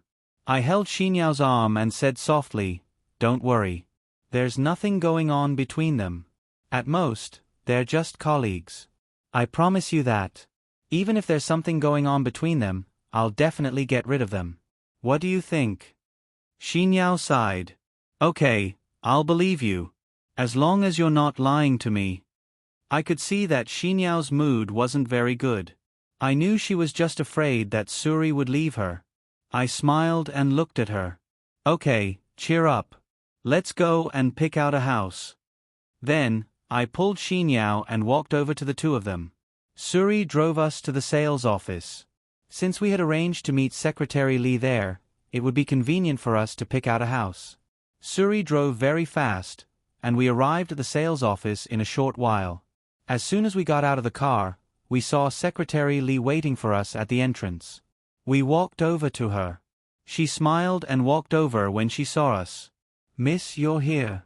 I nodded and looked at her. Have you sorted out the information on the vacant rooms? We don't have much time. Once we've chosen one, we'll go over to look at it. Then, you can arrange for a renovation company to come over and decorate it. All right, I've already arranged for the information. Eldest miss, let's go in. We followed Secretary Li into the sales office. The salesperson inside warmly received us. She gave us a very detailed introduction of the real estate and also recommended a few good houses. They all sounded very good. Su Rue and Xinyao were also listening to the explanation seriously. Finally, they settled on a duplex building. The few of us decided to go and see the house. The apartment building was nearby, so we arrived after a short walk. The apartment that we had chosen was really good. It was a small high-rise apartment with an attic. The lighting in the apartment was also very good. Xinyao started looking around the apartment as soon as she entered. Looking at her expression, I could tell that she really liked this apartment. Suri stayed by Xinyao's side. The two of them looked very lovey-dovey. The two of them walked one round before returning to my side. I looked at Xinyao and asked, What do you think? What do you think of this apartment? Do you want to look at something else? Xinyao shook her head. No need. I really like this apartment. I've already thought about what to put and how to design it. It's just to my liking. I turned to look at Suri. What about you? What do you think of this place? Suri looked at me. I'm fine with it. As long as Xinyao likes it, it's fine. I nodded and looked at Secretary Li. Secretary Li, this apartment is fine. Is it too troublesome to go through the formalities? Secretary Li smiled and looked at me. Young miss, this will take some time. Since Miss Duanmu and Suri have already chosen this apartment, I'll arrange the decorations first. As for the formalities, just leave it to me. I'm sure it'll be done within a week. Don't worry, I'll give the keys to the apartment to Suri after the formalities are done. Alright, thank you for your hard work. I'll leave this matter to you. We'll take our leave first. Then we all left. As soon as we got in the car, Xinyao seemed to have thought of something.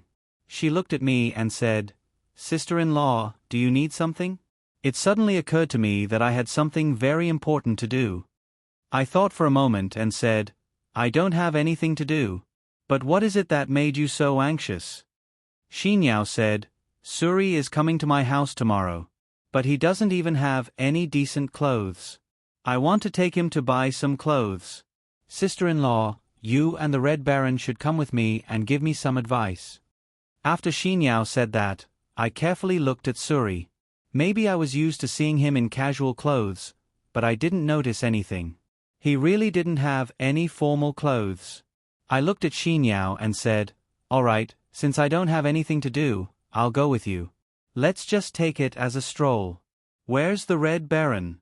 Do you have something to do? I turned to look at the Red Baron. I don't have anything to do either. My main task is to stay by your side, take care of you, and ensure your safety. The Red Baron looked at me.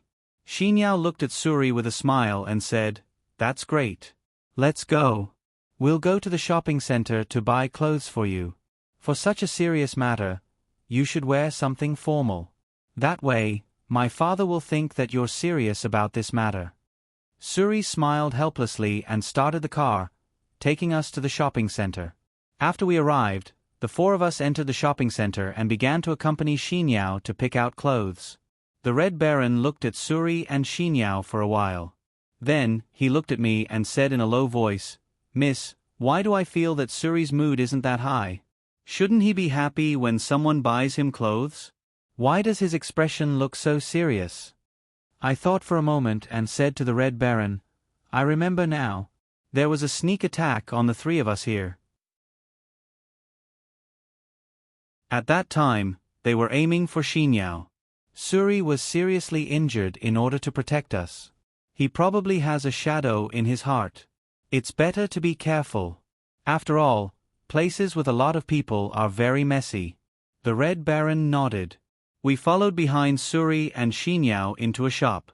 This shop specialized in men's clothing. Xinyao was happily picking out clothes for Suri. The Red Baron and I sat in the lounge area, bored out of our minds.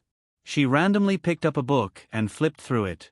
I glanced around and my gaze was suddenly attracted by a piece of clothing. The style of the clothing was very good. I suddenly felt that this piece of clothing was very suitable for Duanmu, Quebec. I thought for a moment. We've been together for so long, but I've never bought him any clothes. He actually bought me a wardrobe full of clothes. I felt quite sorry for him. I walked to the clothing and reached out to take a look. The texture was pretty good, and the feeling was quite good.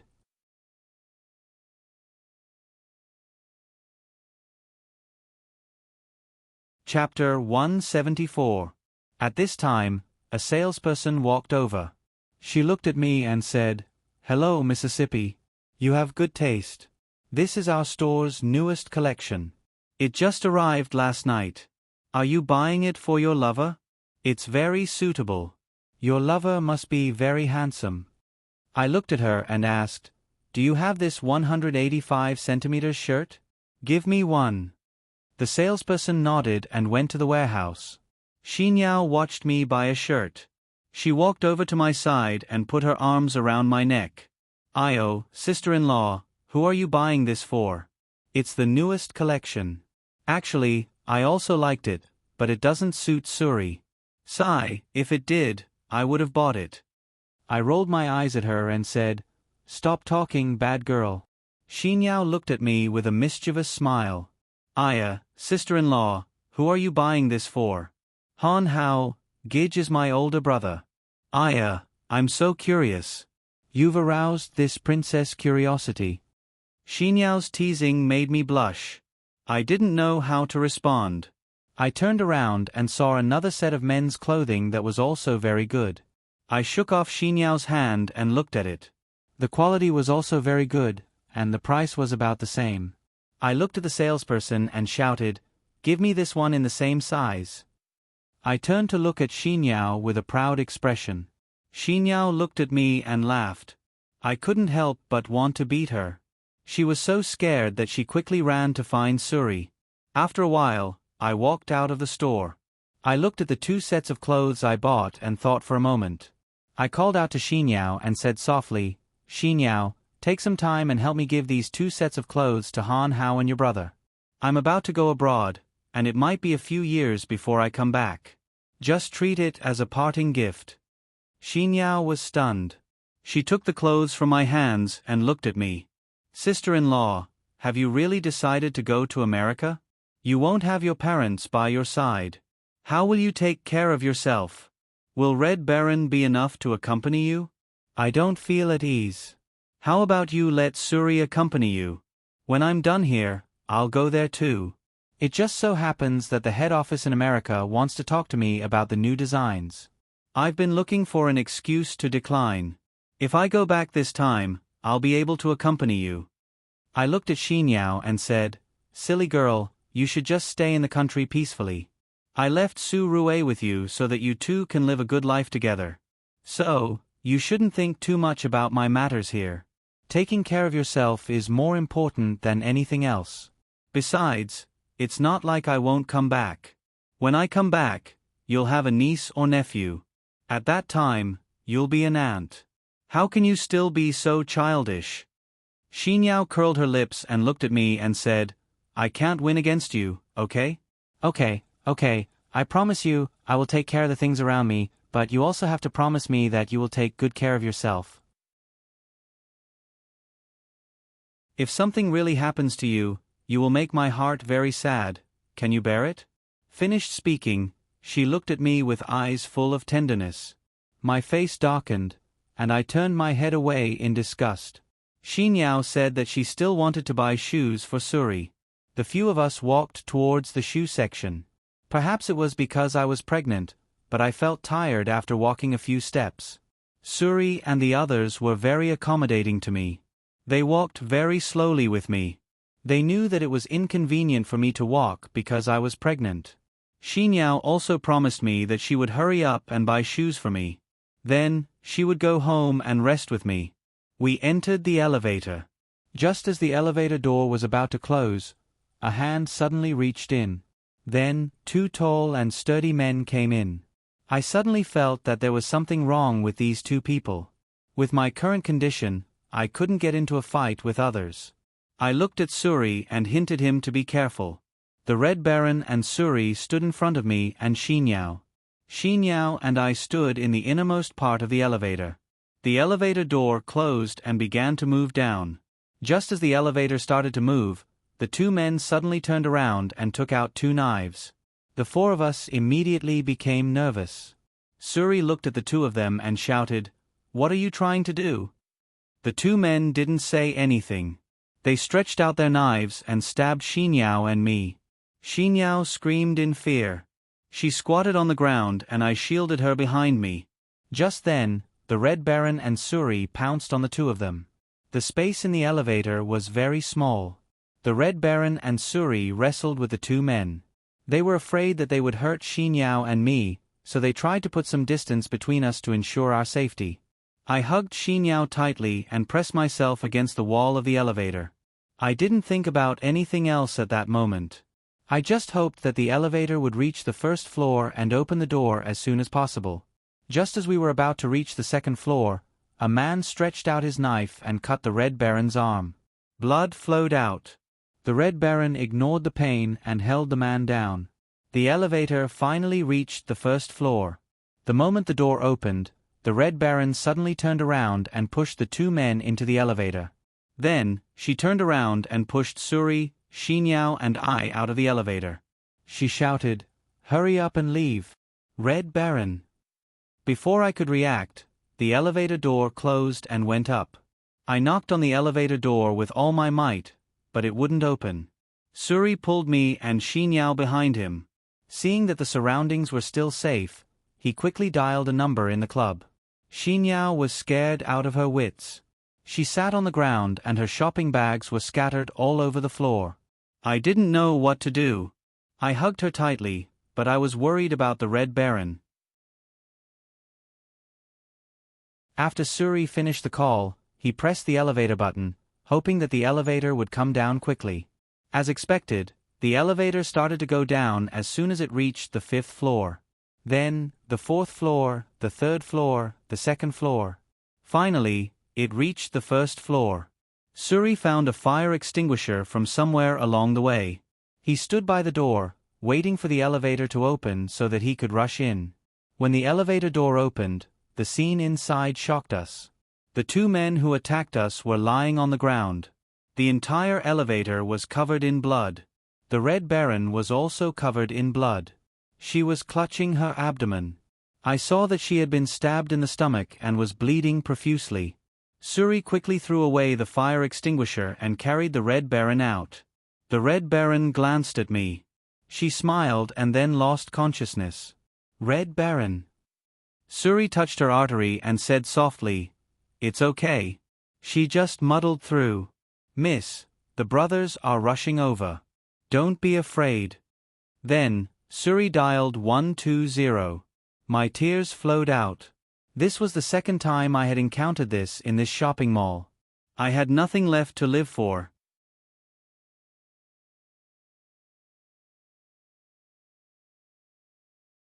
Chapter 175. However, I had to stay calm right now. I calmed myself down and walked into the elevator. I reached out and touched the two men's arteries. Luckily, they were only unconscious and weren't dead yet. This wouldn't be a murder case. I told Suri, and Suri heaved a sigh of relief. After waiting for about 5 minutes, the ambulance arrived. The Red Minghue's people also arrived. Suri gave me a few simple instructions. I helped Xinyao up and we followed the ambulance to the hospital. When we arrived at the hospital, the Red Baron had already been pushed into the emergency operating room and was undergoing emergency treatment. Suri's phone hadn't stopped ringing. It seemed that the incident at the shopping center was also difficult to deal with. I glanced at Xinyao. She hadn't recovered yet, and her eyes were still filled with tears. My heart ached when I saw her like this. I hugged her tightly and comforted her softly. After a while, Suri finished his call. He walked over to the two of us. He looked at me and sighed. "Miss, let me do it." I nodded and let go of Xinyao. Suri sat next to Xinyao and hugged her. Xinyao lay in Suri's arms and cried even louder. I looked at Suri and asked softly, "What did they say?" Su Rue looked up at me and said, "Miss, the two people have been sent to the hospital together. Although the two of them were stabbed a few times, they were not fatal. It should be said that the Red Baron deliberately did not stab their vital parts. They should be fine. Now, our people are watching over them. Don't worry, they are my subordinates and are very reliable. It's just that until now, no one related to these two people has come to look for them. We don't know who they are and why they wanted to assassinate us. I have already told them to inform me as soon as they wake up or if someone comes to look for them. Miss, don't worry, leave this matter to me." "Just leave it to me." I nodded and looked at Suri. "All right, I understand. We need to investigate this matter thoroughly and see if it's related to the previous incident. We need to know if they were after Xinyao or me. Su Rue, why don't you take Xinyao back home first? Let her stay at home for a while. I'll contact the Duanmu family later. It's best not to let the elders know about this for the time being. We'll make a decision based on the severity of the matter after the investigation. If they're after Xinyao again, then this matter might be too serious. You should also investigate if Xinyao has offended anyone while she's abroad. If she really did offend someone, investigate that person as well. This is a bit too much. Suri looked at Xinyao and gently stroked her hair. Then, he looked up at me and said, I can take her home, but can you stay in the hospital alone? There are a lot of people in this place. What if something happens again? I don't feel at ease, but... Sigh. Suri let out a long sigh. I thought for a moment, then picked up my phone and sent a message. After waiting for a while, I heard a notification sound. I smiled and looked at Suri. Take Xinyao home. I've already called someone to accompany me. Don't worry, it's 2 people, so they'll be fine. Suri immediately understood what I meant. He helped Xinyao stand up, then looked at me and said, Jinji, I understand. Be careful. I'll take Xinyao home first. I'll come back when she's stable. I nodded, and he and Xinyao turned and left the hospital. I let out a long sigh. So many things had happened in one morning, and I suddenly felt very worried. I just called Han Hao and Duanmu K to come to the hospital to find me, but I didn't know how long it would take for them to arrive. Compared to that, I was more worried about the Red Baron lying in the operating room. Her actions had really surprised me. I hadn't expected her to sacrifice herself for our safety. I could imagine the scene, and I felt very sorry for her. I'd been suspicious of her, and I'd even thought that she would go against me for my father. It seemed that I'd been thinking too much. Just as my thoughts were running wild, the door to the operating room opened, and a doctor came out. He stood at the door and shouted, Who is Lin Yu's family? I quickly stood up and looked at the doctor. It's me. I'm Lin Yu's family. The doctor looked me up and down. Then, he looked at me and said in a serious tone, Lin Yu's injuries are very serious. There's a stab wound in her chest, and it's an inch away from her heart. There's also a stab wound in her abdomen. We're trying to save her right now, but she's still in critical condition. The nurse will ask you to sign the notice of critical condition later. I'll go in now. Doctor. I wanted to beg the doctor, but before I could open my mouth, the doctor had already entered the operating room. Hearing the doctor's words, I almost collapsed. I sat on the chair by the door of the operating room, my head leaning against the wall. I didn't know how to face it, and I couldn't stop my tears from flowing out. After 2 minutes, the door to the operating room opened again. A nurse came to me with a folder. She looked at me and asked in a soft voice, Excuse me, are you Lin Yu's family? I raised my head and nodded at her. She handed me the folder in her hand. Then, she looked at me and said, This is the notice of critical condition. The family member needs to sign. Please sign here. She pointed at the blank space where the family member needed to sign. My heart collapsed, and I was very conflicted. Should I sign this? If the Red Baron really lost his life to protect me, I wouldn't be able to bear it for the rest of my life. Uxian wouldn't be able to bear it. What should I do? My hand trembled as I held the pen. I didn't know what to do, and I didn't know if I should sign this. While I was hesitating, someone suddenly rushed in front of me. He snatched the pen from my hand and signed the notice of critical condition. Then, he took out a stack of money from his pocket and put it on the folder. He looked at the nurse and shouted, Hurry up and save her. The nurse was stunned. She took the folder and ran into the operating room. He turned around, and I saw that it was Duanmu Quebec. I opened my mouth to ask him, but Duanmu K sat next to me. He put his hands on my shoulders and looked at me. Are you stupid? Don't you know that if you don't sign the notice of critical condition, the doctor won't save her? They'll only start the operation if you sign it. Also, if you don't pay, they won't take responsibility.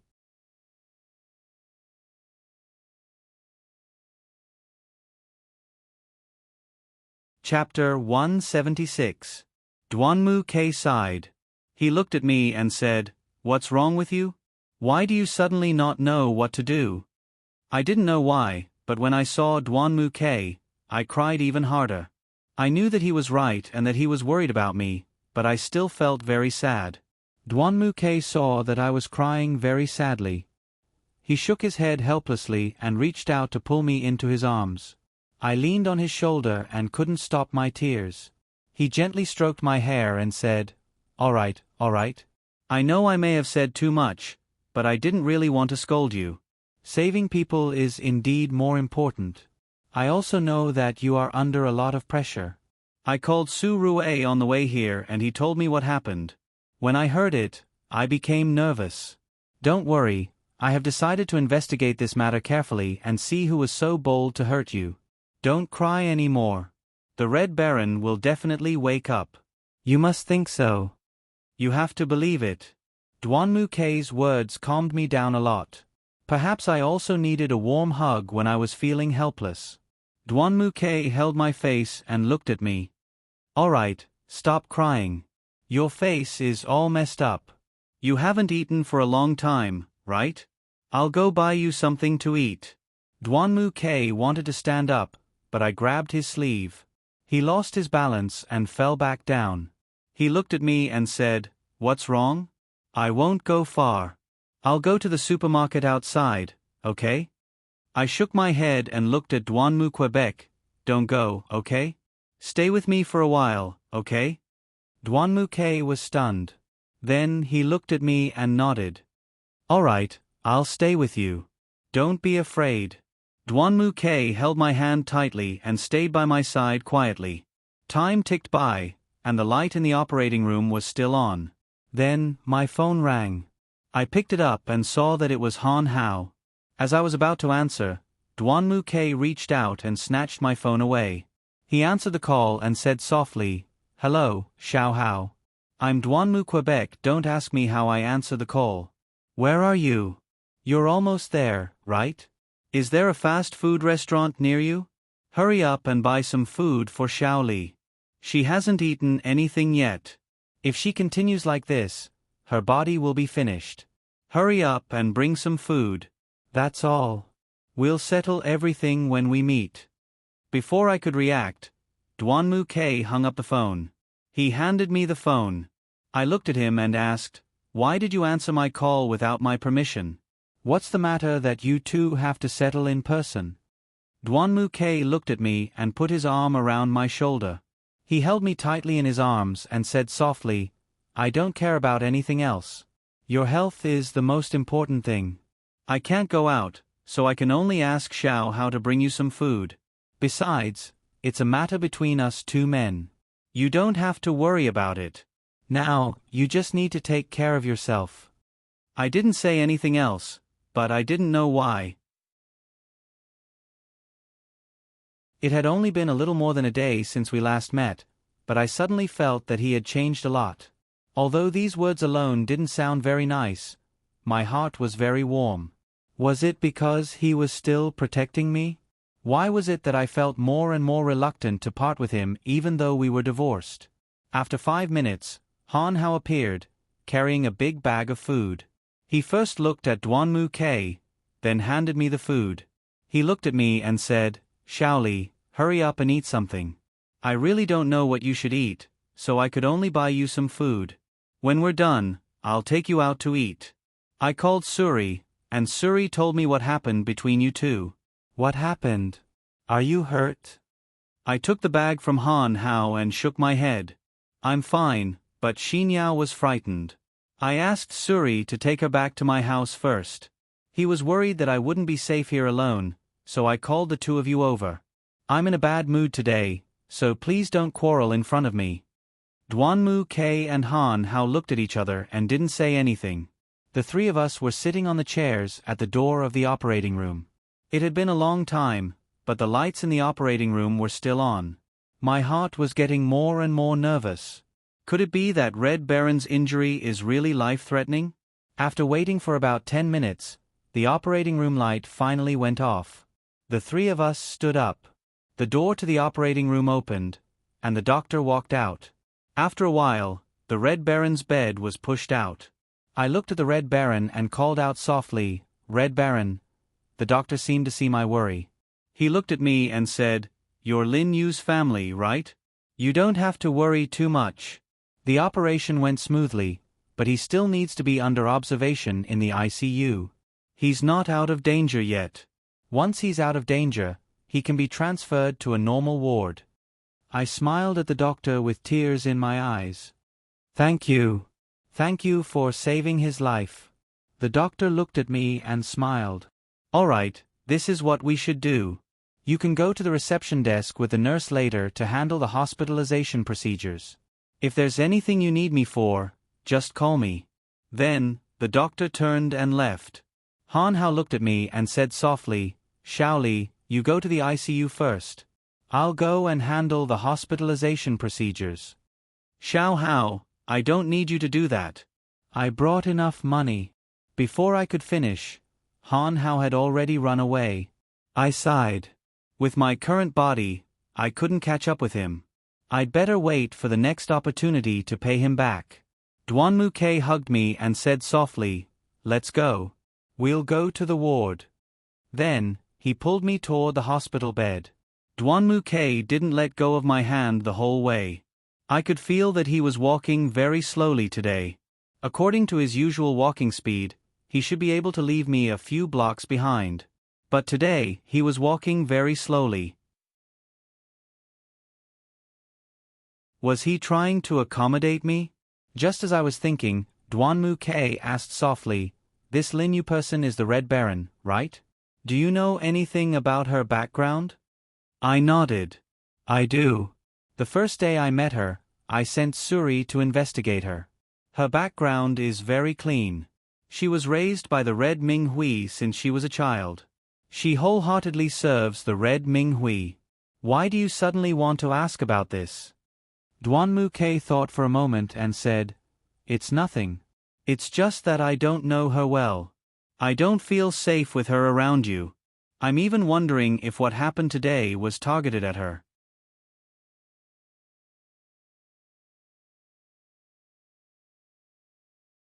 Chapter 177.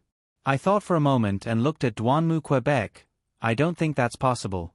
After the two of them turned around and took out their knives, they rushed towards me and Xinyao. If it weren't for the Red Baron and Suri who tried their best to stop them, we would be the ones lying in the hospital right now. Duanmu Ke hugged me and said softly, No matter what, as long as you're fine, it's fine. When she wakes up, I will thank her properly. Thank her for risking her life to protect you. I lowered my head and didn't look at him. Xiao Ke, why are you so good to me? I asked. Duanmu Ke stopped walking and I looked up at him. He hugged me and lifted my chin, kissing me deeply on the lips. He looked at me and said, Because I didn't cherish you when you were by my side. When I lost you, I realized that you were the one who truly belonged to me. I asked the doctor and he said that the hope of recovering my memory is very slim. I really want to recover my memory and I want to know what happened between you and I. Did we really love each other back then? I really want to know. I also understand that you liked the me back then and I want to be the person you love too. No matter if it's in the past or in the future, I only hope that I can always be by your side. Hearing Duanmu Ke's words, my eyes flickered. I pushed his hand away and didn't dare to look at him. Let's go, I said softly. The Red Baron is waiting for us. Then, I turned and walked towards the ward. Duanmu Ke just stayed by my side quietly. He still had his arm around my shoulder as he walked with me to the Red Baron's ward. Because it was the ICU, the ward was completely isolated. The patient's family members weren't allowed to enter the ward. Duanmu Ke and I could only stand outside the window and look at Red Baron, who was lying on the bed. She was covered with a blanket, and her shoulders were exposed. She had always looked thin and weak, but now she looked even thinner. I gently touched the glass window and looked at her, who was lying on the bed, worriedly. There were many tubes in her body, and she was on a ventilator. I didn't know when she would be out of danger. After a while, Han Hao came over. He walked up to me and glanced at Duanmu Quebec. Then, he looked at me and said, Xiaoli, how's the situation? The hospitalization procedures have been completed. I've also arranged for the Red Baron to be transferred to a normal ward after she's out of danger. It's a single ward. Don't worry. I smiled at Han Hao and said softly, Han Hao, thank you for doing all this for me. Han Hao shook his head. He stroked my hair and said softly, "Silly, it's not a big deal. As long as you're fine, it's fine. Do you need me to call a few people over? The Red Ming Hui didn't send anyone, right? It must be because you didn't let Suri tell Uncle Leng." I nodded and said, "It won't be too late to tell them after we investigate the matter. We don't know anything now. Even if we tell them, they'll have to investigate first." Just then, my phone rang. I took it out and saw that it was Suri. I quickly answered the call. "Hello, Suri. What's wrong?" "One of the two people has woken up," Suri told me. "What? Really? Which ward is he in?" "I'll go over now." I couldn't care less. I suddenly thought of Xinyao and asked, "How's Xinyao? Is she better?" "Sigh, she's a little better, but I'm still worried about her. I can't leave, but that person has woken up. I still have so many things to ask him. I'm so worried. It would be great if I could split myself." I understood what Suri meant. I thought for a moment and said, "How about this? You stay with Xinyao and ask 2 people to guard the entrance of the Red Baron's intensive care unit. Xiao Ke, Xiao Hao, and I will go over there to check on the situation. If there's anything, we'll call again." "Okay, I got it. I'll arrange it now." Then, Suri hung up. I turned and looked at Duanmu Ke and Han Hao. "Xiao Ke, Xiao Hao, one of the people who attacked us has woken up. Can you accompany me to check on the situation later? Suri will arrange for people to come over." Duanmu Ke and Han Hao looked at each other and then nodded at me. After waiting for about 2 minutes, 2 men walked over to us. They walked straight to me and bowed. "Miss, we were sent by Brother Suri. He said that Miss has something for us to do. Miss, please tell us what to do." I looked at them and said, "I have something to do later. You 2 stay here and watch the ward and the people in it. If anyone other than the hospital staff comes near, stop them. If the Red Baron does anything, please call the doctor as soon as possible. I have something to do. I'll be back as soon as I'm done." "Okay, we understand." Then, the 2 of them stood at the door of the ward. I glanced at Han Hao and Duanmu Ke and motioned for them to leave with me. The 3 of us walked in the direction Suri had described. I had a lot of questions in my mind and decided to interrogate him when I saw him. Why did he want to assassinate us? On the way, I kept thinking about how to interrogate him. As we walked, Han Hao suddenly grabbed me from behind. I lost my balance and almost fell. Han Hao hugged me. As I came back to my senses, I saw a group of people pushing a hospital bed past me. If Han Hao hadn't grabbed me, I would have collided with the hospital bed. After the crowd passed, I stood up from Han Hao's embrace. Han Hao looked at me with a worried expression. "Are you okay? Did you hurt yourself?" I looked at Han Hao and shook my head. "I'm fine. Thank you. Otherwise, I would have collided with the hospital bed." I turned around and saw Duanmu Ke standing next to us with a gloomy face. He must have seen everything that had happened. I didn't know what to do. Duanmu Ke glared at Han Hao. Then he held my shoulder tightly and walked forward. I turned to look at Han Hao. Han Hao shook his head helplessly and followed behind us. I looked at Duanmu Ke and said softly, "Let go of me." "Why? Why should I let you go? What if you get hit again because you're distracted like just now?" I didn't know how to respond to Duanmu Ke's words. However, Han Hao was watching me from behind. I struggled with all my strength. In the end, Duanmu Ke let go of me. I looked at Duanmu Ke and said, "It's okay. I can walk on my own. I'll be careful." Then, I turned around and continued to walk forward. I looked behind me out of the corner of my eyes. Duanmu Ke and Han Hao were quietly following behind me.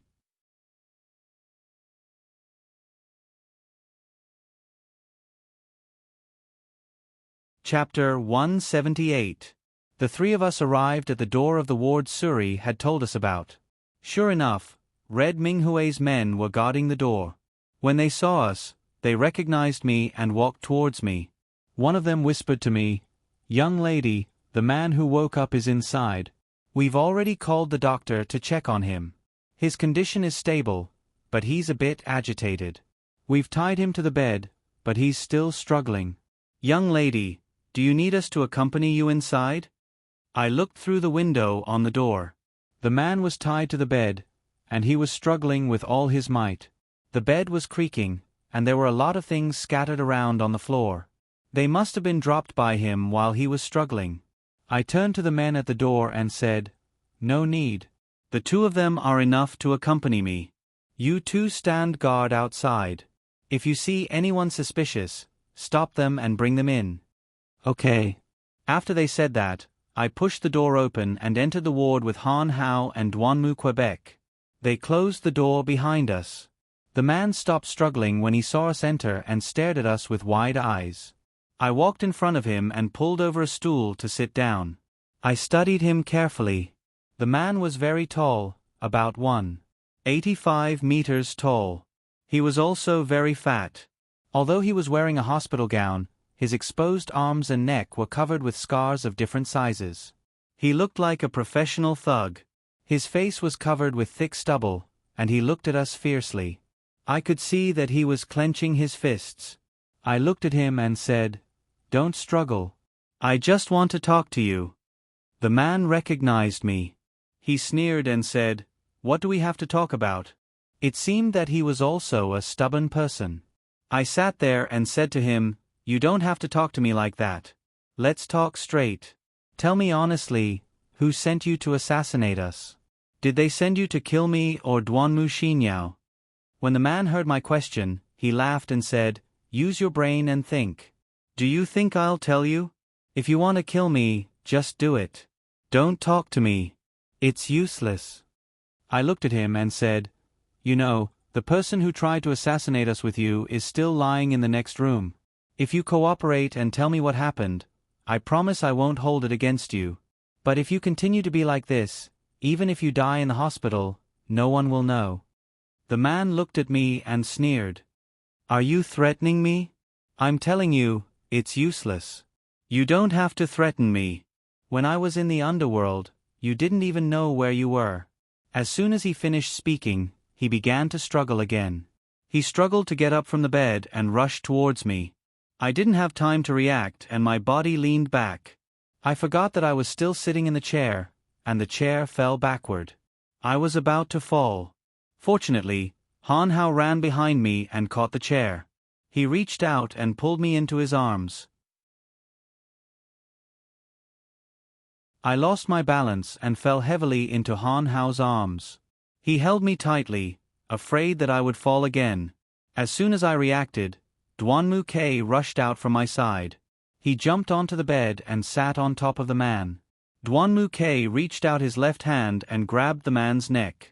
Then he took out a military knife from his pocket and pointed it at the man's eyes. Duanmu K whispered to him, "Don't move. The knife doesn't have eyes. Don't blame me for blinding you." The man stopped struggling and lay on the bed. Duanmu K didn't loosen his grip. He held the man's neck and pointed the knife at his eyes. Seeing that the man stopped struggling, Duanmu K sneered and looked at him. "It seems talking to you isn't going to work. I have to use violence to make you stop. What's wrong? Xiao Li isn't going to work when talking to you." Duanmu K suddenly became very serious. He looked at the man and shouted, "Speak. Who sent you to assassinate Xiao Li and my sister?" The man didn't answer. He stared fiercely at Duanmu Quebec. Duanmu K tightened his grip on the man's neck and shouted again, "Speak. Who the hell sent you?" The man still didn't speak. Maybe Duanmu K was using too much strength, but his face was red. I was afraid that Duanmu K would choke him to death. Seeing that the man's mouth was so tight, Duanmu K sneered and said, "You don't want to speak? Fine, I have a way to make you speak." Duanmu K loosened his grip on the man's neck. Holding the knife in his right hand, he didn't even blink when he cut the man's arm. Blood instantly flowed out from the wound. The man screamed, "Ah! How is it?" Are you going to speak or not? Duanmu K raised the knife. The blood on the knife dripped onto the man's face. The man endured the pain and still didn't speak. Duanmu K sneered. He raised the knife again and cut the man's arm twice. Xiao K. I was just about to call out to Duanmu K, but Han Hao stopped me. He hugged me tightly and said softly, "Let Xiao K handle it. He has experience in this area." Experience? What kind of experience? What if someone dies? He will be sentenced. I was really worried. If something really happened, and it didn't have anything to do with him, but his future was ruined because of this incident, how would I explain it to Duanmu Tachio and Xiao Fengya? Han Hao was stunned for a moment. Then, he looked at me and said, "Don't worry. Xiao K knows what he's doing. You just need to watch him from the side. It won't be long before this man tells you everything you want to know." While Han Hao and I were talking, Duanmu K added a few more wounds to the man's body. More blood flowed out. Duanmu K squatted on top of the man and showed him the knife. Duanmu K sneered and said, "One last chance. Are you going to talk or not? If you don't talk, I will start cutting your face." That man's face was covered in sweat, and he was panting heavily. It seemed that the pain brought him no small amount of torture. With great effort, he opened his eyes and looked at Duanmu Quebec. In a soft voice he said, I'll tell you everything. Please don't hurt me."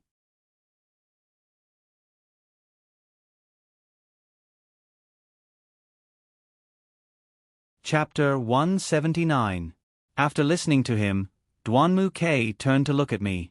His eyes were asking me if I could listen to his explanation. I nodded at Duanmu Quebec. Duanmu K jumped down from his body.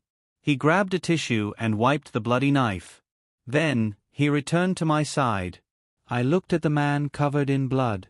I was afraid that his life would be in danger. I pressed the button to connect to the nurse's station. A moment later, a nurse came in.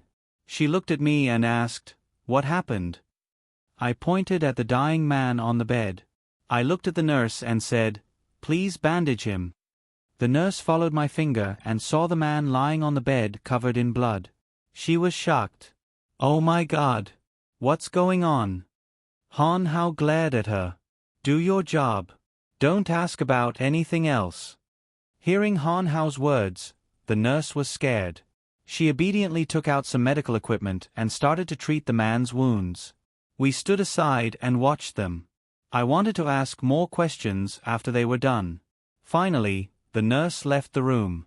I walked to the bed and looked at the man who was wrapped like a mummy. I asked softly, "Tell me who sent you here?" The man opened his eyes. He looked at me and said softly, "Actually, I'm not too clear about who sent us here. I only know that one day when I was at home, I received a call, telling me to deal with two people. One is called Duanmu Xinyao, and the other is called Lang Yoli. We've already secretly investigated you two, and we also know that you two are the young misses of the Red Tea Society and the Black Nightmare Society. This matter is a little tricky to handle, but the employer's offer is too tempting. Therefore, my brother and I took this job, and decided to leave a city once we're done. At that time, you won't be able to find us even if you want to." Duanmu K looked at him and said fiercely, "It looks like you're well prepared." The man continued, "In fact, we've been investigating for a long time. I was in charge of following you, and my brother was in charge of following Duanmu Xinyao. We happened to see you go shopping this morning, so we knew our chance had come. We also investigated. Suri is your bodyguard, and we also know that he's Duanmu Xinyao's boyfriend. He's pretty good at fighting, so we decided to have one to restrain him and the other to kill him. When you went to Duanmu's house that day, I thought that Duanmu K would go with you. That way, we wouldn't be able to carry out our plan, but Duanmu K didn't go with you, so we knew our chance had come. Of course, we didn't know who the woman beside you was. We thought that since she was a woman, she wouldn't be a threat to us. But we were wrong. That woman's fighting skills are even better than Suri's. If we didn't have weapons in our hands, the two of us would have been beaten to the ground. You're wrong. The two of you were beaten to the ground, but the Red Baron didn't hurt your vitals. What about you? You were trying to take his life. Thinking that the Red Baron wasn't out of danger yet, I was very angry. I roared at the man. Han Hao gently patted my shoulder to calm me down. He looked at the man and said softly, "You can continue." The man continued, "Since we were going to meet two young ladies from the Red Ming Hui and the Kurosawa, I felt that this matter wasn't as simple as it seemed. When I paid the deposit, I requested that we pay face-to-face in cash. I thought that the employer would refuse, but I didn't expect that he would agree." "Who is the employer? Did you find out?" I asked. After that day, I found out that there were two people who hired me. They had the same goal, to assassinate you. That's why they came to me together. I happened to know one of their subordinates, so I learned the real reason. One of them was because young Master K of the Kurosawa had a conflict with them in a bar. Later, the people from the Red Ming Hui arrived in time and severely injured them. The other person wanted to assassinate the Duanmu Xinyao because Duanmu Xinyao had affected her future in the fashion industry. That's why she wanted to assassinate the Duanmu Xinyao. On the surface, it looked like two different things, but in fact, it was the same thing. The employer said that the cruelest way to make someone completely lose control was to hurt the person closest to them. Since they knew that the Cold Glaze and the Duanmu Xinyao were Duanmu K's people, as long as they assassinated you, they would be able to make the Duanmu K live in pain forever. That's what they wanted. That's why they wanted to assassinate you, but they didn't expect that the plan would fail. I thought for a moment and quickly dialed Suri's number. I told him what had happened. Suri was shocked. Suri asked me, "Miss, what should we do next?" Before I could open my mouth, Duanmu K snatched the phone away from me. He said to Suri, "Suri, I'm Duanmu Quebec, listen to my arrangements. First, tell a few of our men to guard the wards of these two people and the Red Baron. As for the matter of tracking down those people, leave it to the Kurosawa. I will give the Red Ming Hui a satisfactory explanation for this matter. Also, you're with Xinyao now, right? Ask Xinyao if she has offended anyone. Tell her to think about it. If she has an answer, tell me. I will investigate it." Duanmu K hung up the phone. I looked at him with a dark expression. His bad habit of making decisions on his own hadn't changed at all. Duanmu K took out his phone and dialed a number. I only heard him say, "I'm Duanmu Quebec, send 50 people from the society to the central hospital. I need them to help me find someone. Tell them to come over now." Duanmu K turned to look at me and Han Hao. He handed me my phone, then looked at me and gently stroked my hair. Then, he turned to Han Hao and said, "I don't have anything to tell you. I'm giving you a very important task, and that is to take good care of Xiao Li. If they hire someone else to ambush us while we're investigating this matter, Xiao Li will be in the most danger. I believe in you, so I hope you can take good care of Xiao Li." Han Hao looked at Duanmu K and nodded. He said softly, "I can promise you that. But can you do it alone? It's obvious that their ultimate goal is to target you. Are you sure you can handle it alone?" Duanmu K turned to look at the person lying on the bed. He said softly, "Let's go. We'll talk outside."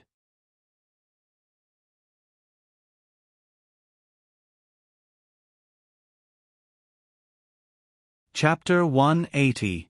The three of us walked out of the room and stopped at a place where no one else was around. I looked at Duanmu K and asked, "What do you think? If you do this alone, it will definitely take a lot of time and effort."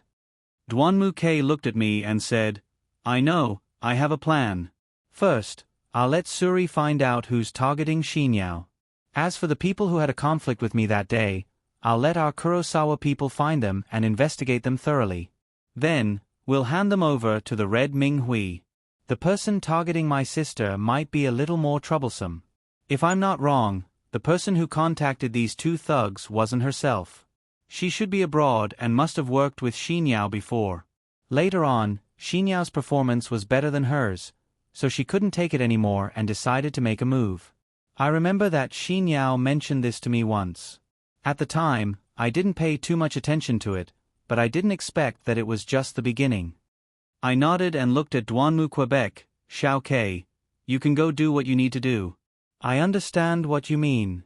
If you need me to do anything, I'll arrange for Suri to help you. Duanmu Kei looked at me and smiled. Then, he looked at Han Hao and said, Xiao Hao, I'll leave Xiao Li to you.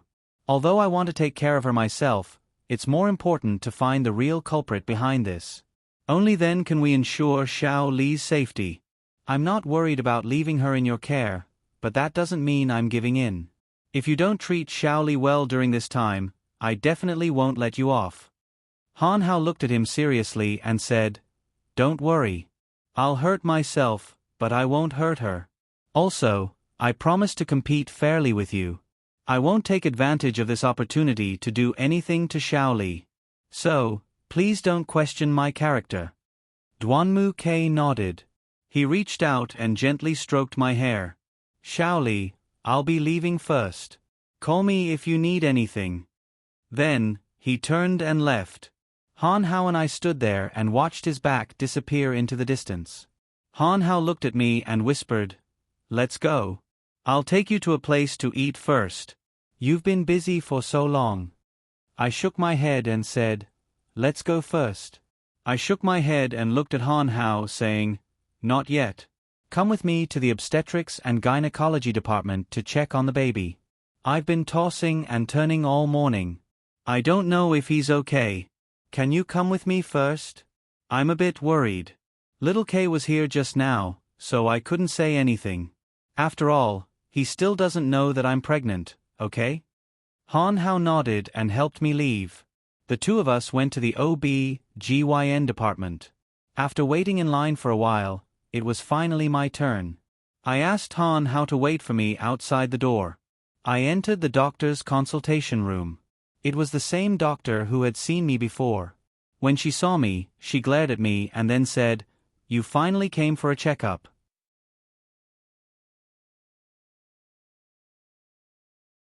Didn't you know that your checkup date has already passed? Why did you think of coming for a checkup today? I smiled at the doctor and obediently lay down on the bed next to her. I said to the doctor, I'm sorry. Recently, I had some family matters to deal with. That's why I was delayed. The doctor glared at me again, and then she began to examine me. After a while, she looked at the monitor and said softly, Good. Everything is normal. But your body is still weak. Did you take the medicine I prescribed last time? I nodded and looked at her. Yes, I've taken them on time. Then your diet isn't balanced. Miss Lung, it's not that I want to criticize you, but you're not alone now. You have to think about the child in your belly. Where's the child's father? Did he come with you? Call him in later. I have something to tell him. The doctor stopped what she was doing and looked at me with a helpless expression. I sighed in my heart and said softly to her, I think you should know that the child's father and I are divorced. He still doesn't know that I'm pregnant. I don't plan to tell him. I want to give birth to the child myself. After all, the child is innocent. The doctor was stunned for a moment. Then she helped me up and looked at me. It's not that I want to criticize you, but I'm doing this for your own good. When a woman is pregnant, what she wants the most is to have someone by her side. A single mother like you needs more care. You should let him know and let him take good care of you. Although your family doesn't lack money, and his family doesn't lack money, feelings can't be measured by money. I nodded and looked at her with a smile. I know. I'll keep a good attitude and take good care of myself. Oh, right. I'm going to America soon. The baby is going to be born there. If I get on the plane, will it affect the baby? It won't, but there are still a lot of things that you should pay attention to. How about this? I'll prepare a detailed document for you. I'll send it to your email when the time comes. You can take a look at it when you have time. Okay. Thank you. I gave her my email address and left the consultation room. Han Hao was waiting for me outside. When he saw me come out, he immediately came to my side. He looked at me and asked softly, What did the doctor say? I sighed and said softly, "The doctor said it's okay. The baby is fine. She said it's just that my body is too weak, and I need to replenish a lot of nutrients. But she said she'll prepare a set of ingredients for me so that I can properly nourish the baby." That's good. I just asked about the hospital's cafeteria. I heard that the food there isn't bad. Don't eat the snacks I bought. They aren't very nutritious. Take them back to Xinyao. I'll take you to the cafeteria to eat something good. Han Hao gently touched my face. It's only been a day since I last saw you, but you've become so haggard. I feel bad for you. I shook my head and looked at him. It's okay. I'll be fine as long as I have time to rest. Let's go. Aren't you going to take me to eat something good? I'm a little hungry. Let's go now. Han Hao nodded and pulled me toward the cafeteria. When we arrived at the cafeteria, it was already past lunchtime. There weren't many people eating there. Han Hao asked me to find a place to wait for him. I randomly found a quiet place. He went to the window and started to order. It seemed like he had bought a lot. Actually, I wanted to tell him not to buy too much. After all, I couldn't finish it all. After a short while, Han Hao came back with a bunch of dishes. When he put them down, I saw that although he had ordered a lot of dishes, the amount of each dish wasn't big. However, they were all very nutritious. I guess that he wanted me to have a balanced diet. You're tuning in to the Narrate and Escape YouTube channel. Don't forget to subscribe and join us on this journey to catch the most captivating stories.